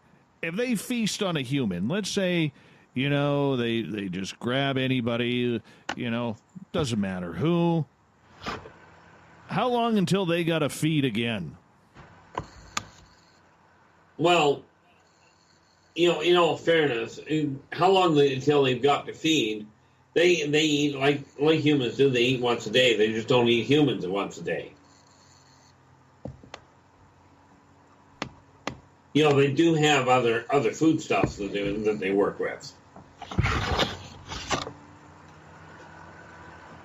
Okay.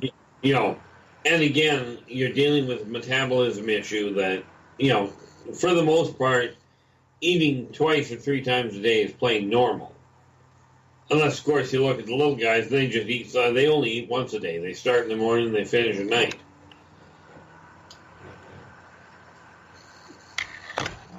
All right. Joe wants to know what's happening in Antarctica. Anything to do with aliens? No, ancient races. I mean, don't get me wrong, the aliens are keeping an eye on it. But the biggest thing in Antarctica happens to be the access to what people are calling inner Earth, the central Earth, whatever, there's a lot of different terms for it. But it's the ancient race's access point. All right. Okay. And they are going to, I don't know if they found it yet, but there is a settlement that is buried under the ice flow. But it's an ancient human one.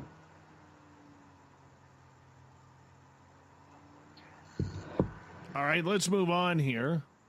Let's go over to our Space Travelers Club on our website. Hadarok is asking, are there any weapons right now on Earth? And I'm changing it up a little bit here, Hadarok. I hope you don't mind. Are there any aliens here on Earth or alien weapons here on Earth that we are using?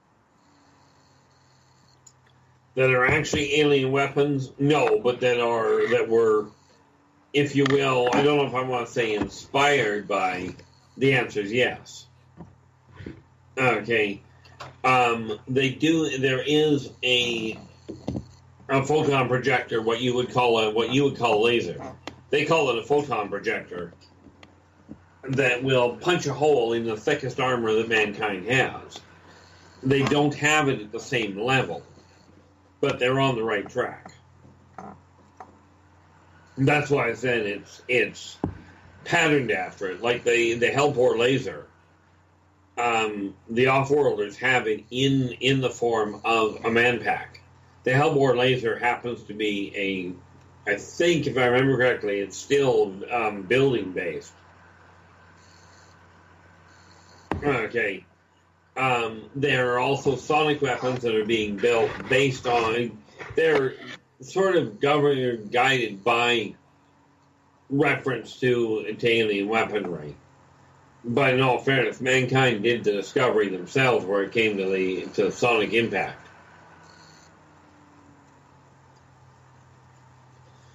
Now, some of the edging that they're using has been not so much guided by off-worlders, so much as ancient races.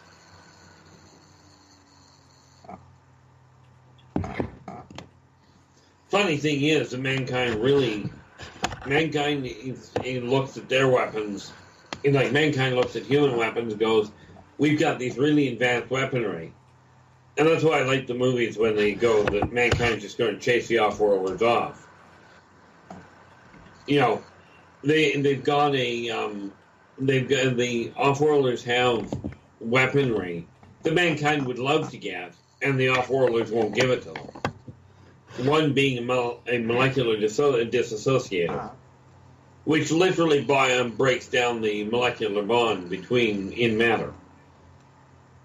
What you would call a disintegration ray.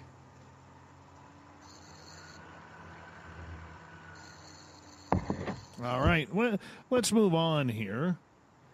And let's get to Hadarok's question. He goes, along those lines, are there particular alien species training humans to be used to fight their alien enemies? No. They don't do it because humans are too fragile. They're easy to repair, but against other alien races, humans do not have the resilience. Besides that, humans, according to the aliens, are, quite frankly, way too skittish, which is really not going to make any of the military people that are listening in happy. You know, but I mean, you take the best Marine, and you realize that many of the off-world races will grab your arm and rip it off and beat you to death with a wet end. You know, humans are just way too fragile for intergalactic war. Makes sense. Makes sense. You know, you can't exactly use a banana as a shock drill. KSM on LGAB is asking whether or not aliens go to the bathroom. Well, I could go the simple route and go, well, clearly. Oh, let's not be simple. Let's not be simple here. Well, the answer is definitively yes. You still have to get rid of the toxins out of your system. Unless you happen to be one of the races that actually feeds off the toxins in the first place. You know, I mean, that's one of the biggest things that you have to look at there. When you look at your elementals, the answer is no, not really, because they feed off the whole 9 yards. These Urziks don't have they literally don't have any waste material. But most of them, yes, they absolutely do.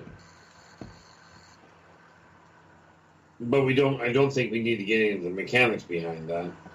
That takes us down a very unpleasant road. Oh, I think we should. Yeah, you probably do. No, I really do think we should. I mean, we've already gone this far down the road. We gotta finish it off here. Well, think of it this way. Scat is still scat. And when you're dealing with races that are built essentially similar to humans or similar to Terran animals, they still have a standard way of getting bowel movement.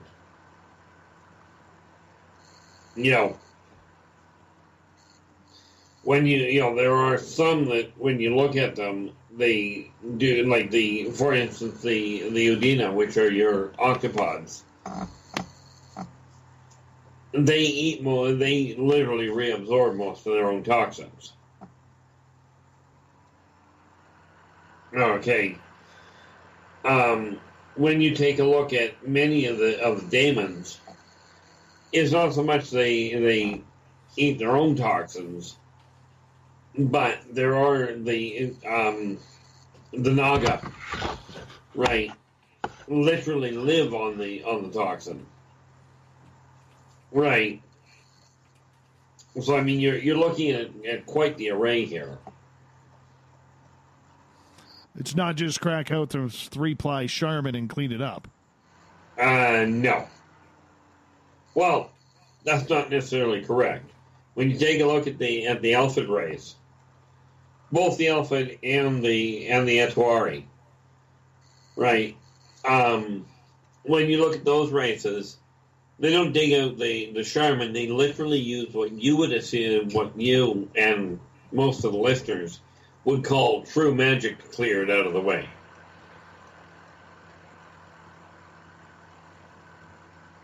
All right. Let's move on. Christoph is asking in the Space Travelers Club, do we have alien allies? Absolutely. Swazians are a definitive. They are absolutely allies. The Laborians are not bad at it. They're, on the whole, they're allies. It's more an issue of exactly how you deal with them on an individual base. But the Zerziks, I wouldn't exactly call an ally, but they're definitely not an adversary. What about like the Pleiadians or the Arcturians? Well, the Pleiadians they're an ally in as much as they're healers. Right, so they will absolutely help you. The problem is that they'll also help the guy on the other side. The Pleiadians are literally the intergalactic Switzerland. That would be the biggest issue from that end. Right. The Arcturons certainly are, they're absolutely helpful individuals. From their standpoint, they see a lot of similarity between themselves and humans. So, in many cases, they'll side with humans, providing it's not in direct conflict with their own outlook.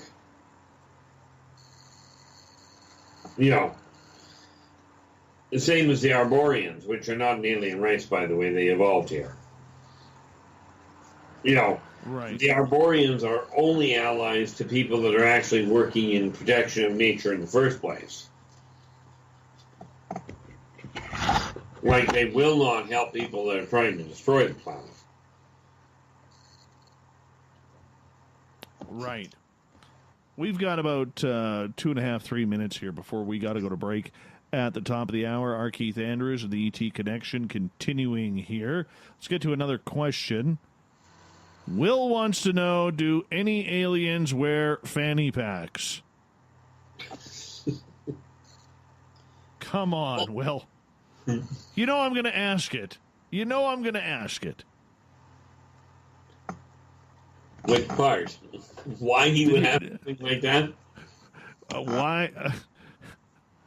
I could see some gray walking around downtown Vegas, right on Las Vegas Boulevard with a big fanny pack on there, collecting all the cards that are being handed out by people. I could see that. I could totally see that. Let's move on. Greco on Twitter is asking, do aliens have any sort of alcohol? Absolutely. Humans call it battery acid, but, it's funny because if you take a look at some of the alcohol, when you talk about alcohol being, bad, poor Terran alcohol is also referred to as gut rot. If you take dwarven bad alcohol, well, that'll get you killed to start with, just for actually offering it to them. But when they've got something that they call gut rot, it will literally eat through your stomach.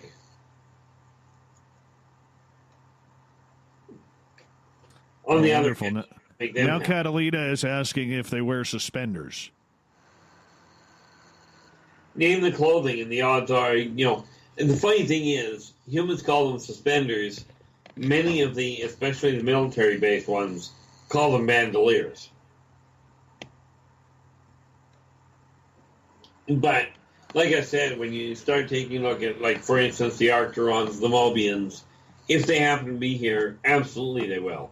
It's just another form of clothing for them.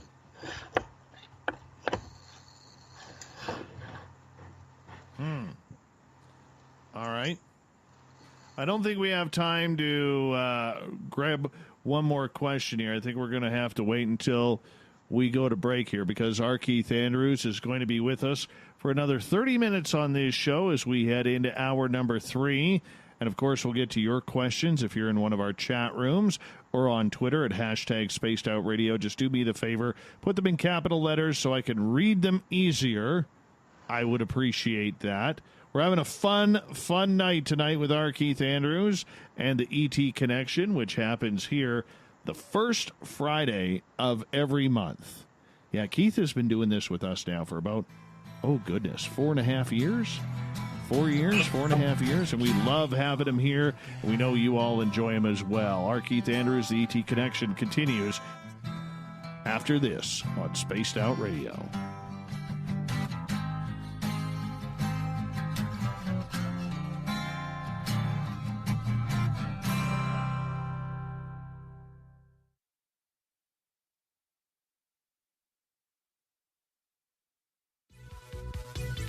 Hello, space travelers. It's me again, Carl. Don't forget to join the Space Travelers Club for just $5 a month and follow Spaced Out Radio on Twitter at Spaced Out Radio. Our Instagram, Dave Scott SOR. Our Facebook page is Spaced Out Radio Show. Our archives are free at youtube.com/Spaced Out Radio. Come woo it up with Spaced Out Radio today. Bye!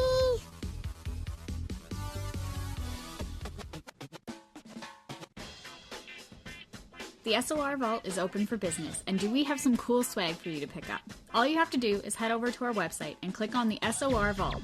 You have a variety of cool logos to choose from, and put them on anything you want. T-shirts, hoodies, hats, coffee mugs, you name it, we can get it to you. So do your shopping by supporting the store you love. Get your Spaced Out Radio swag at the SOR Vault today.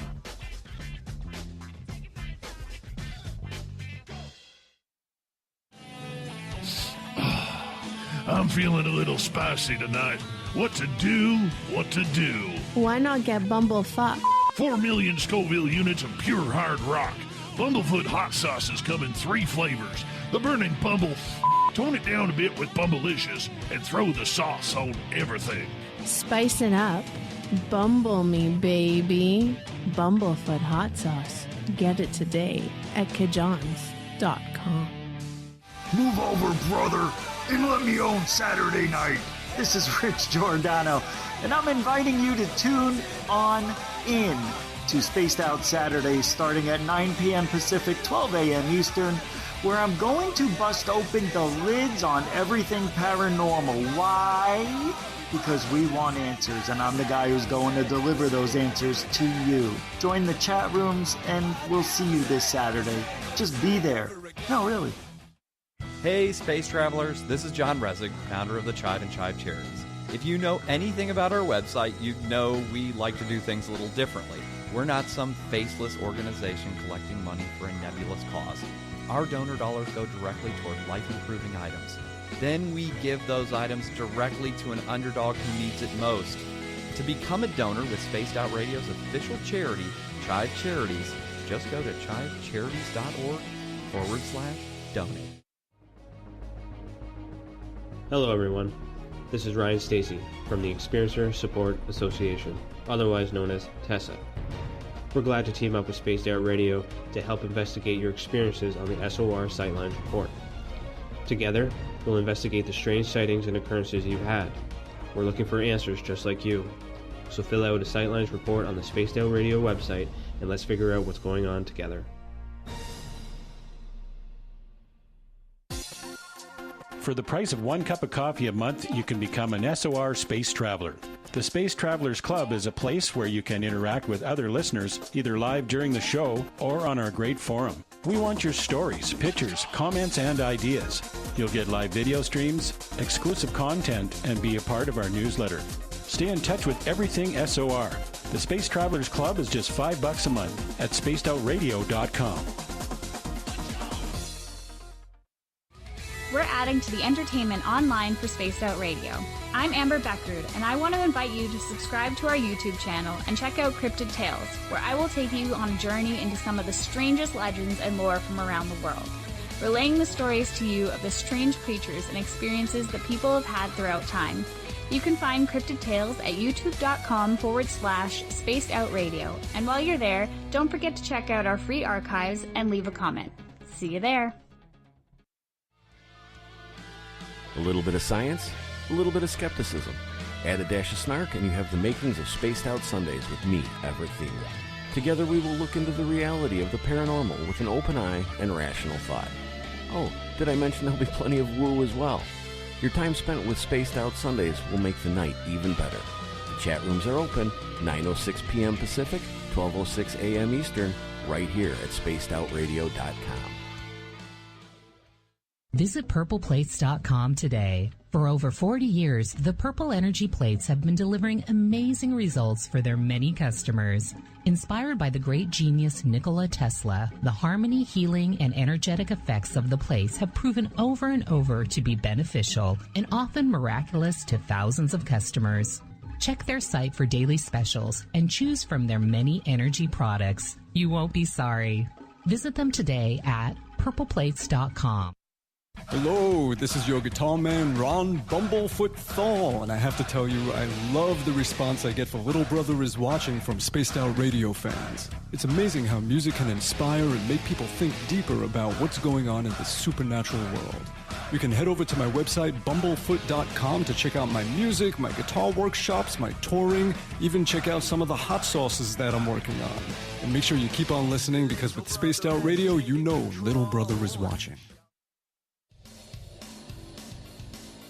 We all know on Spaced Out Radio we love a good beard and mustache, so why not take care of your facial hair with Mighty Moose Beard Oil? Made in Canada, we're taking care of beards and stashes around the world. We use 100% natural ingredients with our oils and balms to make your whiskers feel silky smooth. Use promo code SOR2019 at MightyMooseBeard.com today.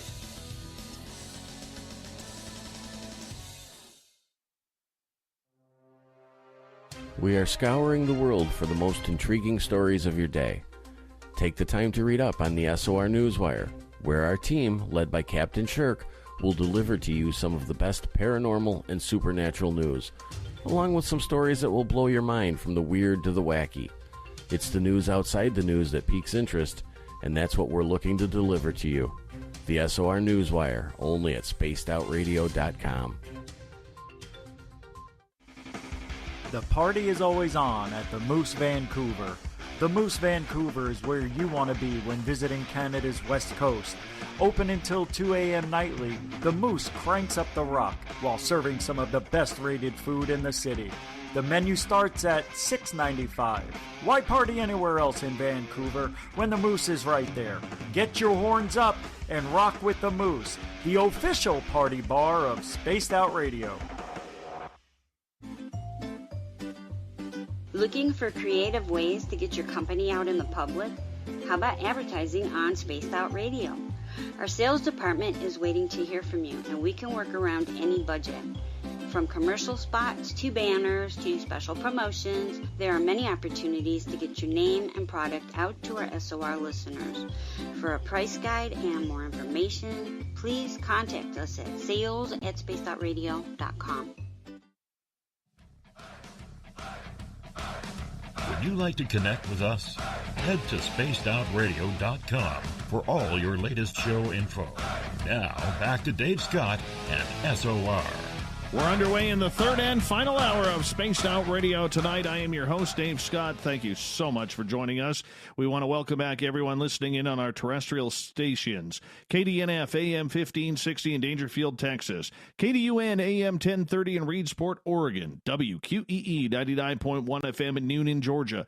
UPRN 107.7 FM in New Orleans. And we say hi to Chuck and everybody at KZFX 93.7 FM in Ridgecrest, California. On the digital side, hi to everyone listening in on Kingdom of Nye Radio and LGAB along with Revolution Radio. Remember, all of our archives are free at youtube.com/Spaced Out Radio. Do me the favor, hit that subscribe button. The Desert Clam has set the password for tonight in the SOR Space Travelers Club. Saxatile. Saxatile is your password. Use it wisely, Space Travelers, as the Clam sets a password each and every night, right here on Spaced Out Radio. Our website is spacedoutradio.com, where we have a plethora of features for you. Rock out to Bumblefoot, do a little shopping at the SOR Vault, because you look good in some of our swag. You can also, do me the favor, grab yourself a great book at We Read the Night. Join the Space Travelers for $5 a month, and Captain Shirk has you all up to date on the SOR Newswire. For the final time tonight, we introduce our Keith Andrews. The ET Connection happens the first Friday of each month, where we get a little woo and enjoy Keith's company here. Keith, welcome back. And thank you so much for having me. It is always a pleasure here. We love you here, man.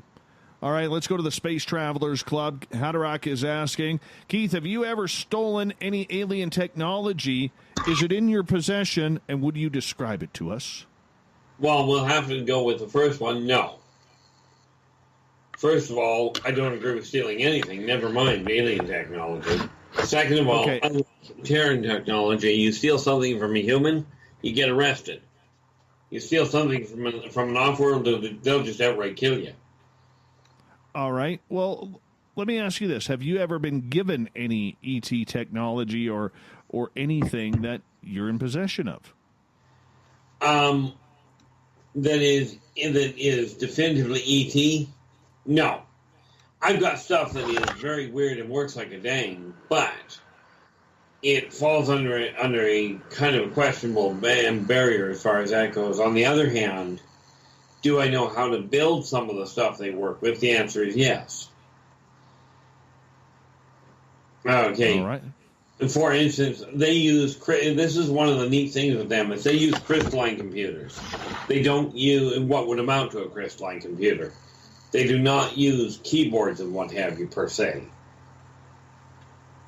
See, most of the technology they have is integrated into their systems, which means it won't work on human power systems. You know, it's not like you can plug it into a universal jack. All right. Let's move on here. Let's go over to Twitter. Greco is asking, do aliens pass along genetic memory or learn like we do from school, television, etc.? Yes. I'll use the term like humans do a little loosely, but essentially they do have what you would call schools there. where they do learn, especially when they're dealing with trying to interact with humans on a physical level. Because some of them need extreme training on, if you will, a delicate touch. Right, but they absolutely have an educational process. Right, and yes, there are some aliens like humans, some are brighter than others. Catalina is asking, Keith, are human bodies becoming more like aliens with large heads, big eyes, and narrow chin, and non-muscular bodies? I'm not quite certain how I should answer that. The answer is yes, humans are evolving. But it's not a question of becoming more like alien bodies. Natural evolution is making the brain bigger. It's just unfortunate the humans aren't using as much of it as what they can.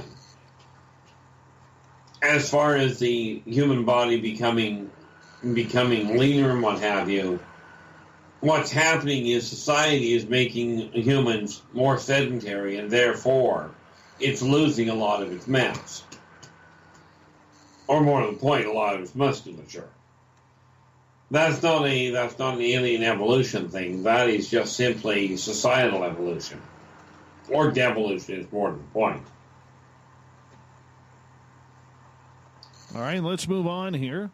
Head back to, let's go to El Gab, where Star is asking whether there are any aliens who have become famous, like Hollywood celebrities.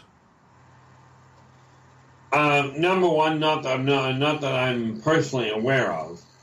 Number two, even if I was, there is not a snowball's prayer I'd be pointing him out. Okay. One of the issues of people getting of off-worlders trying to mesh on this planet is that they're trying to mesh, they don't want to be known as being an off-worlder. First of all, way too many complications. Right. And you can bet your bottom dollar if they were to come out and say, this is where I'm actually from, at this stage of society, it would have two major effects. Number one, their career would be over. And number two, they'd end up locked up in some hidden facility where humans are trying to figure out how they breathe.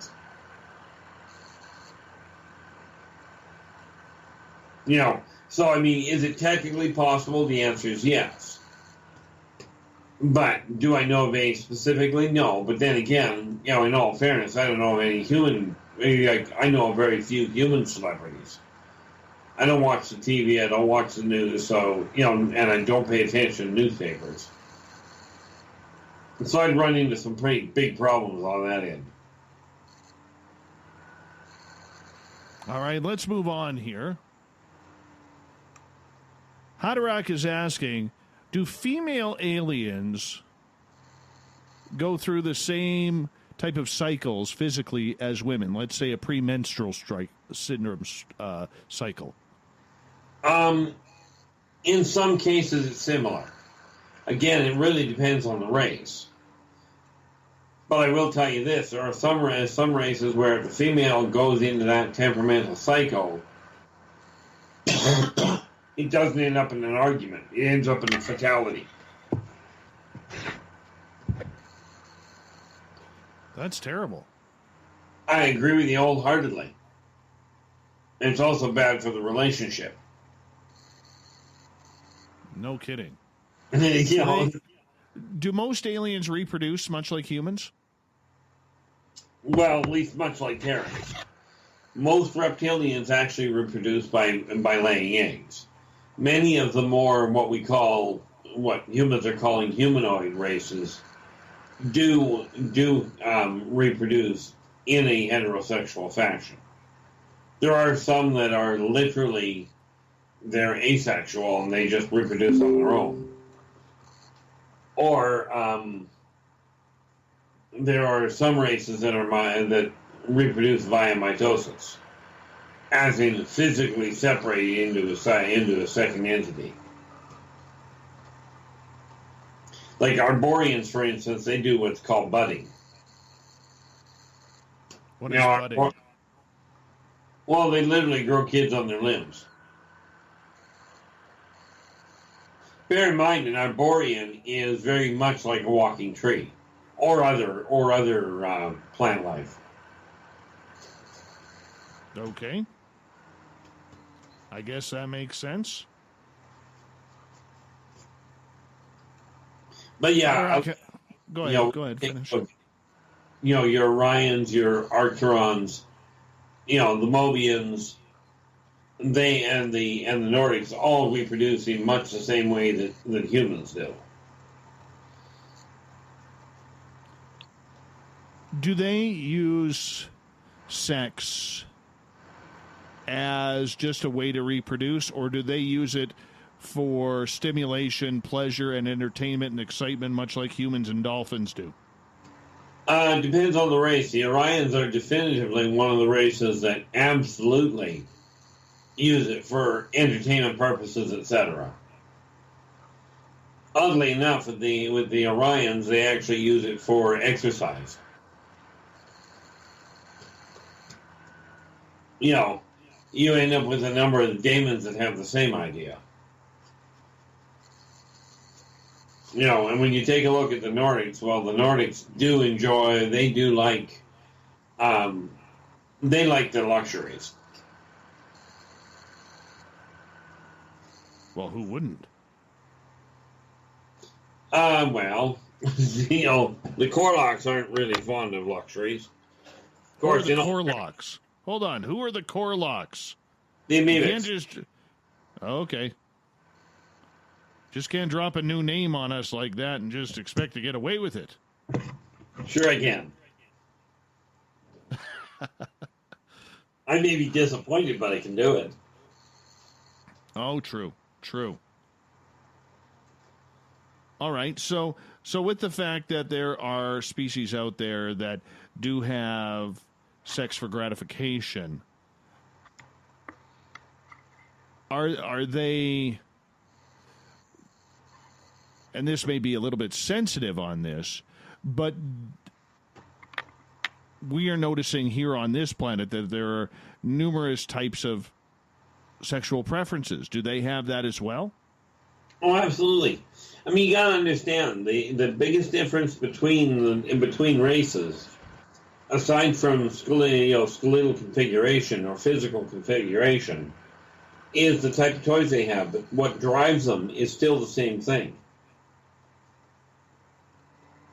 Because ultimately, it's kind of what you're asking ultimately boils down to this. Do the drivers of a Volkswagen have the same sexual drives as the drivers of a Lamborghini? Okay, ultimately it boils down to that. Okay, it's simply a different form.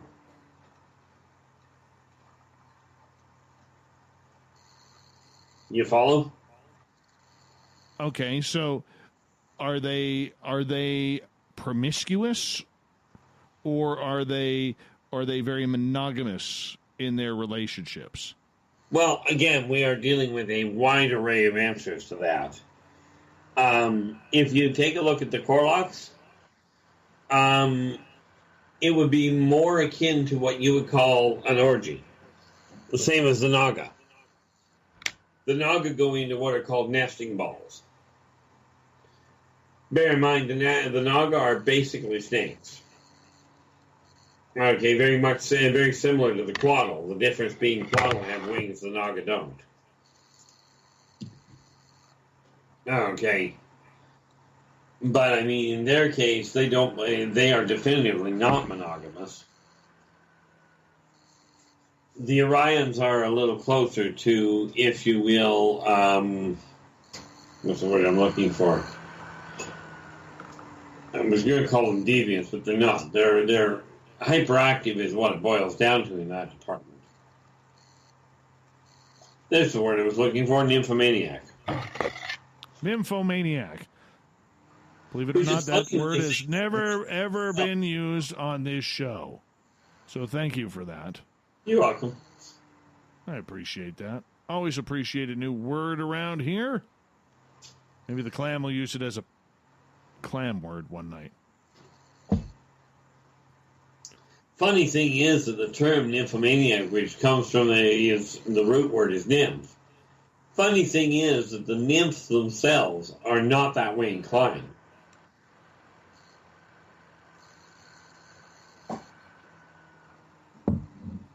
Okay. You know, they're not that driven. And of course, then you can go to the positive side or you can go to the negative one. You know, you've got both ends of the scale on that. I see. All right, let's see if we got any more questions here, as we only got about 7 minutes left with our Keith Andrews tonight on the ET Connection, which happens the first Friday of every month. And let's see, where are we here? Space Travelers. Hadarok is asking, do aliens make movies? Only sort of. In other words, it is certainly not a mainline industry. Okay, let me expand on this, because this actually goes into an interesting question.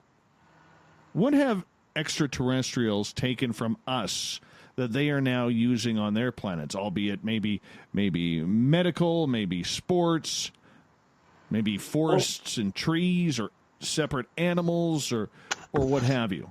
Well, they've definitely taken the idea of non-fatal sports from Earth. Earth has an interesting idea that, you know, you get into a sport and everybody lives. From many of the off-world races, that was a novel idea. Okay. Medical, not so much. I mean, the vegans have picked up some medical stuff, but only because they haven't figured out what it's for. Right, they don't have pain centers, so they have picked up painkillers from Earth because they don't understand pain in the first place, but humans sure seem to respond funny to it.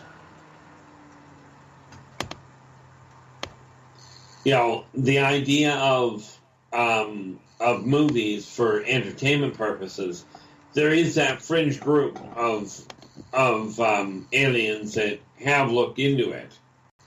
But they still work with more interactive movies than anything else.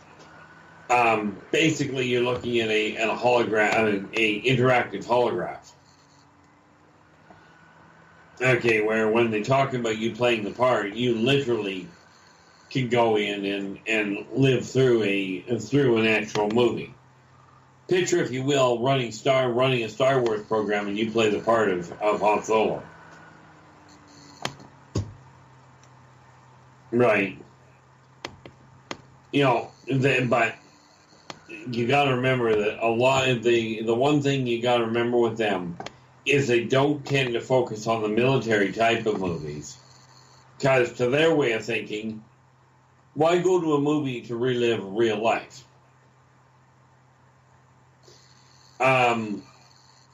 Other than that, I think the biggest thing that they've taken is a predilection to try different things, and like to try different foods. You know, plus the tendency of, like, they have figured out or have taken the concepts of trying to learn a whole pile of different languages the hard way. Well, they call it the hard way because they do have something called an electroencephalographic educator, which boils down to a brain load, i.e. plug in, all of a sudden you know. Right, but they have found, especially the younger generations of the younger races, do find trying to learn some of the Terran languages entertainingly confusing.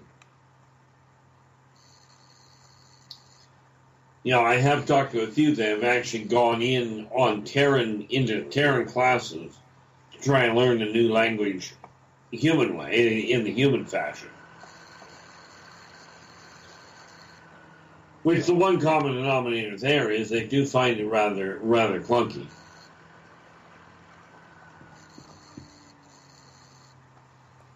All All right, as time is winding down, we got less than 3 minutes to go with you tonight, Keith. And let me see here if we have any other questions from our audience. I think they may be tapped out.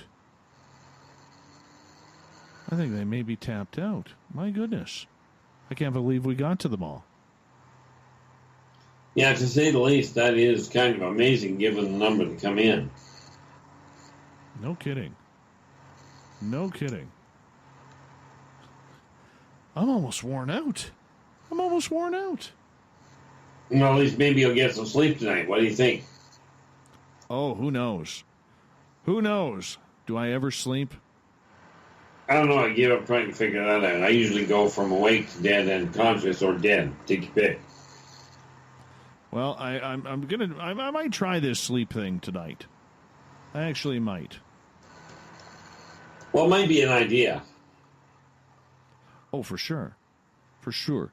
Keith, as we enter 2020, and we got about 90 seconds left, what can we look for from our ET brothers and sisters heading into this year? Much the same of nothing, or are we going to get a few more views of them? Oh, I do feel what I'm getting is we are going to see more of them. Not so much a massive influx, but we will certainly see more activity going on. You'll hear more coming out of the government that, ETs are real, or more to the point, the off-world machines are. Right. You will undoubtedly find more sightings because, well, frankly, people are starting to pay a little more attention. It's becoming more acceptable. Which is a nice change. Yeah, is it, though? Is it? Well, the way I look at it is this. If people can become more accepting of the concept of ETs, maybe they'll become more accepting of the fact that a different colored human is not a bad thing. True. Very, very true. Mr. Keith, tell everybody where they can find your YouTube channel and your work. We got about 30 seconds. Well, my YouTube channel is R. Keith Andrews. And, of course, you can find me on Facebook at Inner Voice Enterprises. Or you can get a hold of me on Facebook. That'd be the easiest one. Or drop me a line at innervoiceenterprises@yahoo.ca. And absolutely, if you've got questions, drop me a line, and we will certainly try and get to them as well. Well, Keith, it's always a pleasure to have you on Spaced Out Radio, my friend. And your next date with us will be on Friday, February 7th. February 7th. I look forward to that, my friend. You take care. R. Keith Andrews. Once again, you can follow him on Twitter as well, at R. Keith Andrews, so make sure you do that. Coming up next, we have the SOR Newswire and the Thought of the Day. Stay tuned.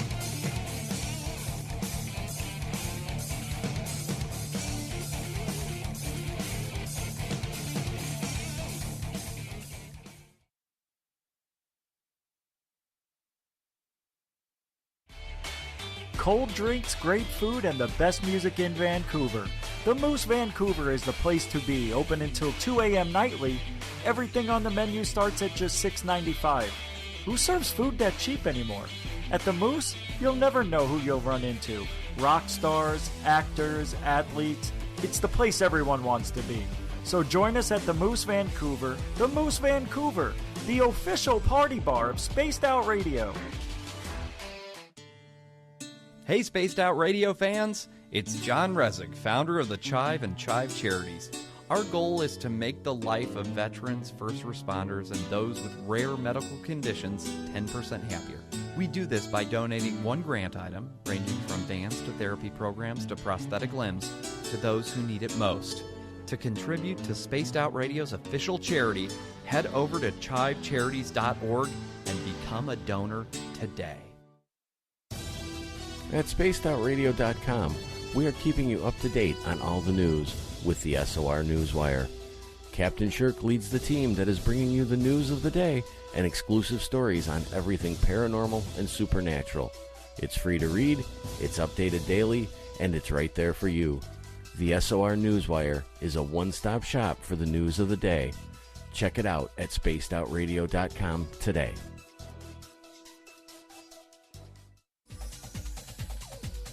Hey everybody, the SOR Space Travelers is open. For just $5 a month, you can hang out with Dave and our crew privately in our members-only section. With your signing, you'll receive newsletters on what's going on with Spaced Out Radio. You'll have direct contact with the host during the show in our chat, live streaming videos, and a great forum for your posts and more.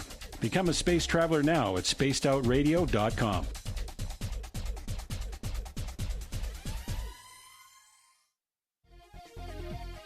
Hello, Space Travelers. It's me again, Carl. Don't forget to join the Space Travelers Club for just $5 a month and follow Spaced Out Radio on Twitter at Spaced Out Radio. Our Instagram, Dave Scott SOR. Our Facebook page is Spaced Out Radio Show. Our archives are free at youtube.com/Spaced Out Radio. Come woo it up with Spaced Out Radio today. Bye!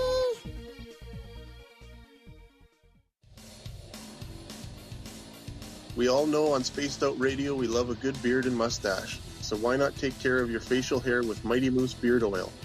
Made in Canada, we're taking care of beards and stashes around the world. We use 100% natural ingredients with our oils and balms to make your whiskers feel silky smooth. Use promo code SOR2019 at MightyMooseBeard.com today.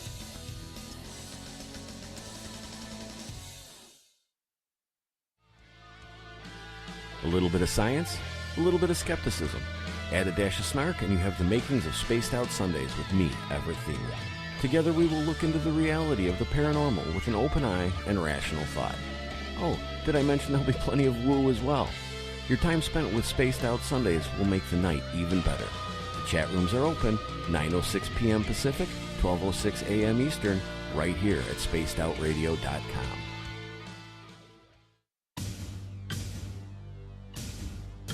You wanted new SOR gear, and now you can have it. The SOR Vault is fully stocked with t-shirts, hats, hoodies, mugs, and everything in between, with great logos for you to choose from. So head on over to spacedoutradio.com, click on the SOR Vault, and go shopping. Pricing is quite affordable, and you can look good representing your favorite show. So go to our website and pick up your new SOR wear at the SOR Vault today.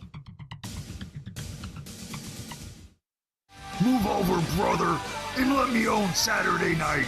This is Rich Giordano, and I'm inviting you to tune on in to Spaced Out Saturdays starting at 9 p.m. Pacific, 12 a.m. Eastern, where I'm going to bust open the lids on everything paranormal. Why? Because we want answers, and I'm the guy who's going to deliver those answers to you. Join the chat rooms, and we'll see you this Saturday. Just be there. No, really. Are you looking for great advertising value for your company? Look no further than Spaced Out Radio. We have a multitude of places to get your name out there, including commercial ads during the show, special promotions, and banners on our website. Our audience is proven to support the companies that support our show. We can make your budget work for you. So for more information, please contact us at sales@spacedoutradio.com. Hello, this is your guitar man, Ron Bumblefoot Thal, and I have to tell you, I love the response I get for Little Brother is Watching from Spaced Out Radio fans. It's amazing how music can inspire and make people think deeper about what's going on in the supernatural world. You can head over to my website, bumblefoot.com, to check out my music, my guitar workshops, my touring, even check out some of the hot sauces that I'm working on. And make sure you keep on listening, because with Spaced Out Radio, you know Little Brother is watching. If you like it hot, real hot, then heat up your meals with Bumblefoot hot sauce. Get your Bumblefoot hot sauce today. The sauce, Bumblicious, and the 4 million Scoville unit Bumble. We're going in hot, real hot, coming out even hotter. Keep the milk nearby and tantalize your taste buds tonight. Bumblefoot hot sauce, available now at kajans.com.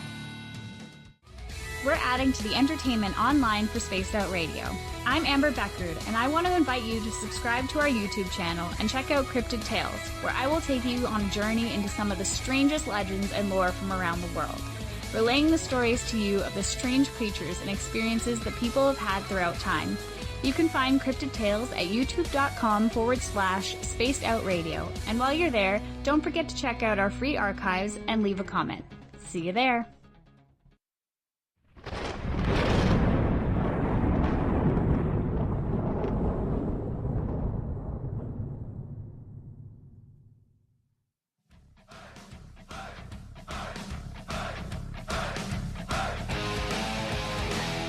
We've rounded third. We're heading for home tonight on Spaced Out Radio.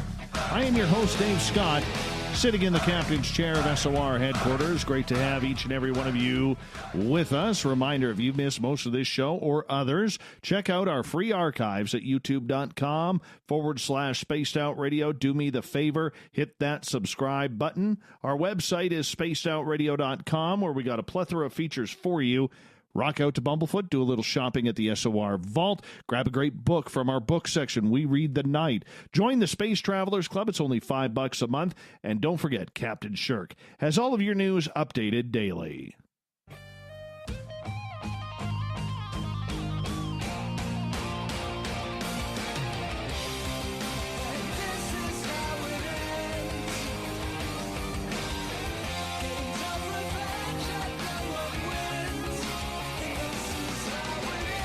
The news is always changing, which is why we bring you the SOR Newswire at the back end of every show, where we get to the weird, the strange, the wacky, and the sometimes remarkably awesome.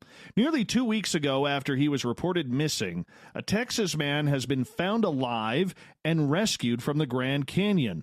Martin Edward O'Connor from LaPorte, Texas, was evacuated from the Inner Canyon by a National Park Service helicopter about 10 a.m. yesterday morning, a day after hikers reported seeing him along the New Hants Trail. The New Hants Trail is described by the park as possibly the most difficult established trail on the south rim of the canyon. O'Connor was reported missing December 22nd and last seen at the Yavapai Lodge, which is in Grand Canyon Village. He was cleared and released by emergency services. Grand Canyon National Park spokeswoman Lily Daniels said in a phone interview, Daniels did not know how O'Connor ended up in the Inner Canyon or if he had been outside the entire time he was missing. But she said when he was found, he had limited resources. Our rescue team, they shared with me, they were amazed at how well he was doing, she says. O'Connor was found about 3 miles from the trailhead of New Hants Trail, which leads to the river, and she estimated that he was around 4,000 feet elevation. The hikers who spotted O'Connor reported the sighting late Wednesday afternoon, but because of the sunset, the helicopters were not sent in until the morning. While Daniels says she did not know whether O'Connor had been in the elements the entire time he was missing, she said that temperatures reached in the 20s last night, or in Celsius, about -10, -15 in the area. Yeah, that's pretty cold. That's nippy. Yeah. But at least he was found. We're really glad to be able to reunite him with his family, Daniel said. It is a great ending. That is a great story. Good for him. Good for him. Something strange has been happening in eastern Colorado, if you don't know about it by now. Since the week of Christmas, giant drones up to 6 feet across have been spotted in the sky at night, sometimes in swarms as large as 30. Yeah, the Denver Post first reported these mysterious drone lightings and sightings in northeastern Colorado on December 23rd. Since then, the sightings have spanned 6 countries across Colorado, or counties, across Colorado and Nebraska. Phillips County Sheriff Thomas Elliott has no answer for where the drones came from or whom they belong to, but did have a rough grasp on their flying habits. They've been doing a grid search, a grid pattern, he says. They fly one square, then they fly over another square. The drones, estimated to have 6-foot wingspans, have been flying over Phillips and Yuma counties every night for about the past week, Elliott said. Each night, at least 17 drones appear at about 7 o'clock and disappear at around 10 o'clock, staying 200 to 300 feet in the air. The Federal Aviation Administration says it had no idea where the drones came from. Representatives from the Air Force, the Drug Enforcement Administration, and the U.S. Army Forces Command all said the drones did not belong to their organizations. Why don't they just shoot one down? As the airspace where the drones are flying is relatively ungoverned, there are no regulations requiring the drone operators to identify themselves. Elliott, however, said the drones did not appear to be malicious. Yeah, he said, with a commercial photographer and drone pilot Vic Moss, who said the drones appeared to be searching or mapping out the area. Moss said drones often flew at night for crop examination purposes. The drones might also belong to a local Colorado drone company, which could be testing new technologies.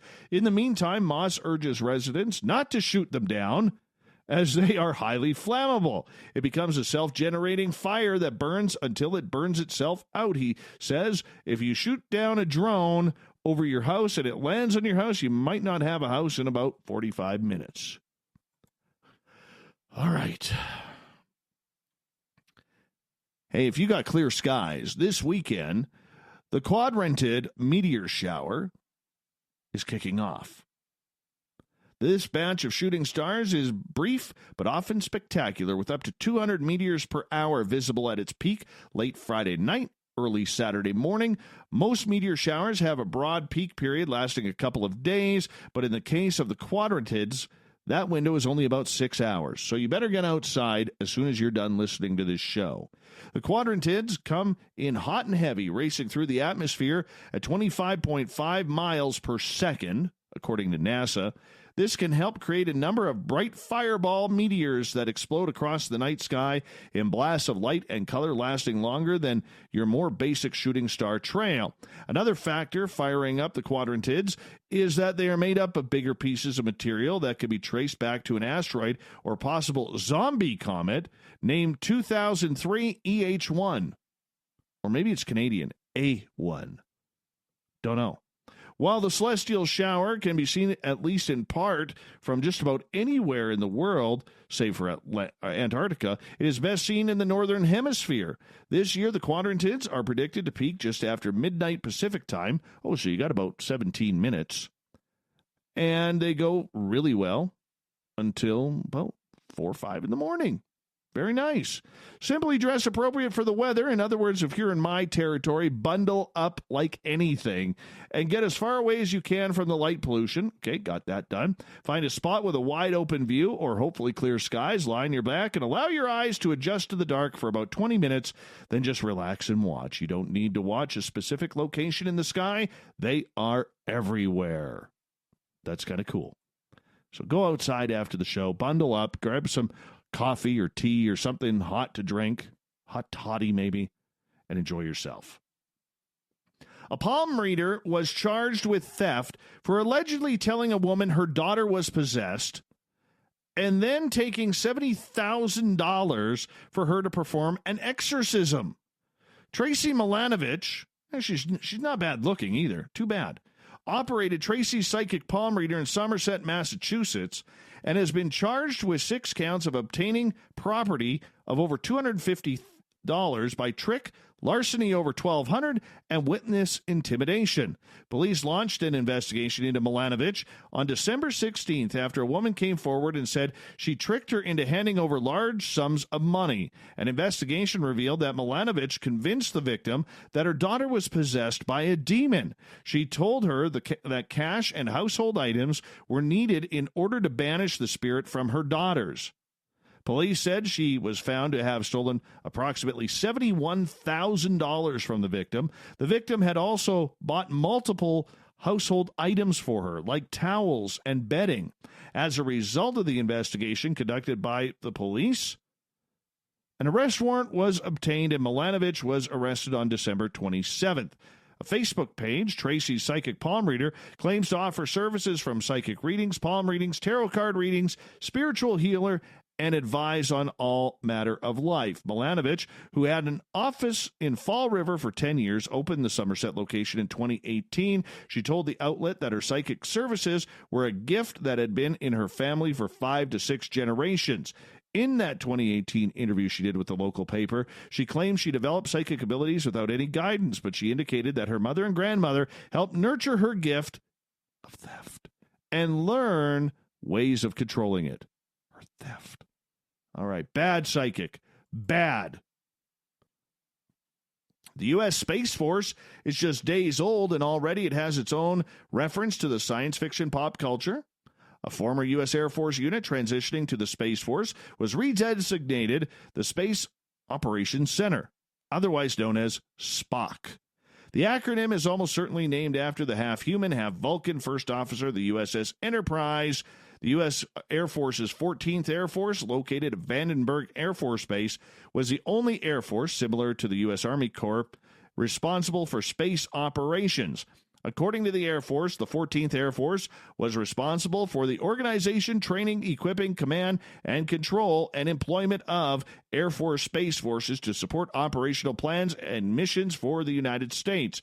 Now, as of December 20th, 2019, the 14th Air Force is no more. Conventional wisdom is that the unit's acronym would be SOC. However, that would miss the perfect opportunity to bend the rules a bit, so SPOC it is. The SPOC provides space capabilities such as space domain awareness, space electronic warfare, satellite communications, missile warnings, nuclear detonation detection, environmental monitoring, military intelligence, surveillance and reconnaissance, navigation warfare, command and control, and positioning, navigation and timing on behalf of the USSF for U.S. Spacecom and other combatant commands. Nothing about aliens in there. Little disappointing. Little disappointed with that.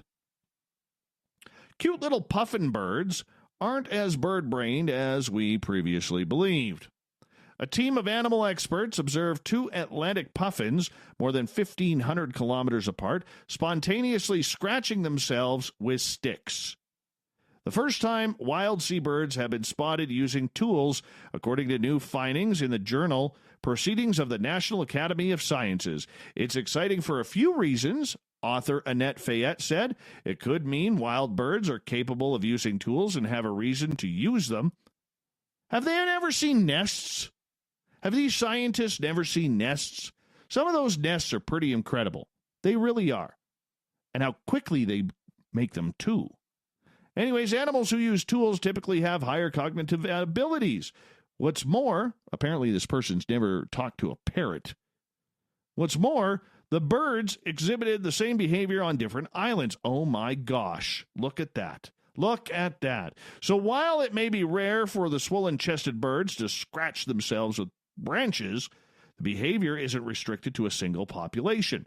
Seabirds' physical cognition may have been underestimated, the authors wrote. You know we're spending money on this, right? Grant money? Grant money. Yeah, this is how this stuff works. Grant money. Good money going to waste to watch puffins scratch themselves with sticks. See, I know Shirk put this in there because she knew it would rile me up. I know she's doing that. She's sitting in her lazy boy right now, probably lost her glasses because she always loses her glasses around this time. And she's giggling, chortling, listening to me get worked up, saying, ha ha, I got him worked up again. All right. Anyways, the stick is used to scratch its chest. Meanwhile, no word if it scratches its own ass. That would be more impressive. Remains on the grass right where the puffin dropped it. Animal use tools for a reason. Who cares? How is this affecting anything we do?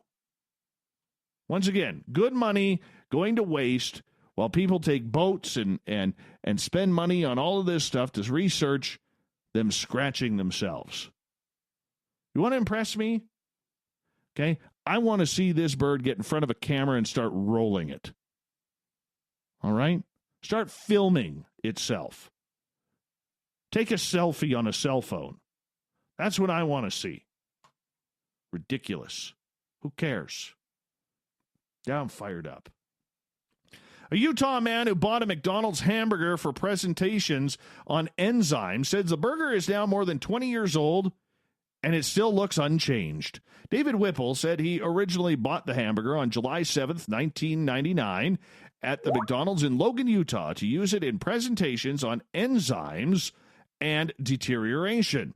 Whipple said the burger ended up forgotten in a coat pocket for several years and ended up with viral fame when he rediscovered it in 2013. He said the burger was placed in a Big Mac tin and remained there for 6 years before taken out again this week. Whipple said the burger still had the same appearance, and when he bought it, it gives off the smell of cardboard. An Ontario man who attempted a similar experiment with a burger and fries from McDonald's ended up selling the 6-year-old food on eBay in 2019. Finally, Florida man is starting off the year strong. Very, very strong. Florida police are warning residents to be on the lookout for a criminal who has a thing for toes. Yeah, actually, more to the point, sucking on those toes. A Bradenton man, sound asleep in the early morning hours of December 24th, awoke to find a strange man sucking on his toes. Oh, Florida man, you're beautiful. According to the police report, the man's toes were in the stranger's mouth when he was awakened from his slumber. When asked by the victim what the man was doing, the stranger replied, "He was here to suck toes." You got to be kidding me. He even responded. The victim immediately began throwing punches at the stranger in an attempt to remove the man from his home. During the melee, the toe-sucking suspect claimed to have a gun and tried to fondle the victim's genitalia as well. Oh my gosh. The suspect fled the area after being pummeled by the victim, but not before he punched out the man's front window and broke the windshield of his car after attempting to climb on top of the vehicle. Police say the suspect was a bald male between the ages of 20 and 25, stood about 5'11", weighed about 160. Didn't say if meth was involved this time. If apprehended, the man will be charged with felony mischief. Really? Sucking toes, people.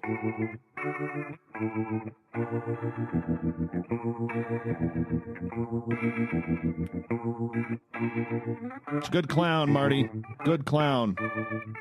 Thought of the Day happens every night at this time, where we ask a question on our Facebook and Twitter pages, then read your response, because we love the audience participation around here. Today's Thought of the Day is as follows. How many toes do you like to suck? No, that's not the question. Tell me about your last ET encounter. On Twitter, I want the truth. 8 years old, looking out of the bedroom window, which overlooks a large allotment area, saw a huge silver sphere, big as a jumbo jet, had a disco ball, golf ball patterned surface. Upon looking at it, struck with unimaginable fear, like being confronted by a lion. Traumatic experience. Object was hovering, no sound, no more than a quarter mile away from the window. I managed to hide from it underneath the window ledge, have no recollection of events after, other than being very scared to look back out said window. Oh, that would be freaky as a kid. All right. Well, let's see here. Tony, a certain talk show host. Enough, said a scary 3 days. Chris, the others told me they wouldn't interact with me anymore. That's because he went full Chrisomania on them. Full Chrisomania. Gail, the last one, I had been asleep in my chair. See, she's always in her chair. Glasses on the floor, probably. And the only light in the living room was from the fireplace. I turned my head left, saw a reptilian standing next to me, and poof, it was gone. It happened so fast, the sense of it was I wasn't supposed to see it, and it vanished very quickly. Very, very quickly. Afterwards, there was a feeling left of affection. Oh, she fell in love with the reptilian. Look at you, Captain Shirk. Little Barry White, the fireplace going. Reptilian action. Yeah. She says it was like a family or when a great friend had just left. Yeah, sure. Bet you Barry White was playing. Totally bet you Barry White was playing. Everett, E.T. Encounter? Didn't they play at Lollapalooza last year? Robin, I had a dream recently. I was on the medical table with 3 green aliens. Were there, told me that they will give a medication that will get rid of my seizures. You know what, Robin? In this case, I hope that it did happen. I hope that did, because I would love to see you get rid of your seizures, man. I'd love to see that happen for you. So let's hope that actually did happen. All right? Keep us updated on that. Park. V-shaped craft dropped down from the height, then gracefully and silently did a left turn and slowly flew off. Here's the wild part. That day, I had regressive hypnosis from an encounter I had in 1969 as a 6-year-old. Definitely not a coincidence. Scared me a bit to think that they can know your every move. Does Dave ever read these? I never see his comments or any of these replies to his soup of the day queries. Well, you got to listen to the show, man. I'm going to type that in there right now. These get read on the show. And yes, yours was read tonight. Thank you, Park, and everybody else for joining on in the Thought of the Dave. We will do it all again on Monday because I'm taking the weekend off. Yep, I'm taking the weekend off. But that's okay. Still got a little bit of work to do around here. Don't forget you could check out all of our news at spacedoutradio.com, where Captain Shirk works diligently to get us up and ready and running for every single day. She does an amazing job, so make sure you check that out. And, of course, to R. Keith Andrews and the ET Connection, which happens the first Friday of every month. R. Keith will be back on Friday, February 7th, and I know all of you will as well. We got Mr. Ron Bumblefoot Thal rocking in the background with Little Brother Is Watching. Bumblefoot is the official music of Spaced Out Radio, rocking us in and out of every single show. Get your horns up for the guitar god himself.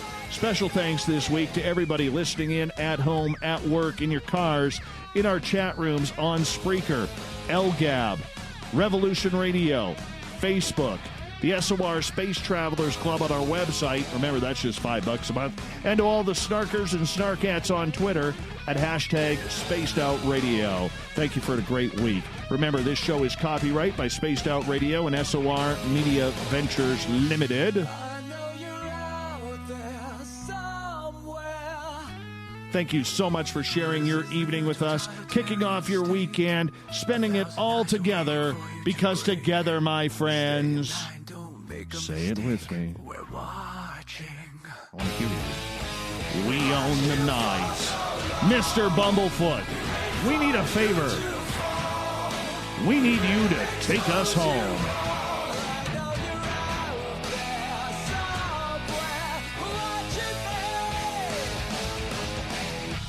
All right. Thank you so much for joining us. Rich Giordano, Spaced Out Saturdays. Everett Themer, Spaced Out Sundays. Make sure you tune the guys in. We're going to have great shows. I'll talk to you on Monday. Have a great weekend, everybody. Chat soon. Good night.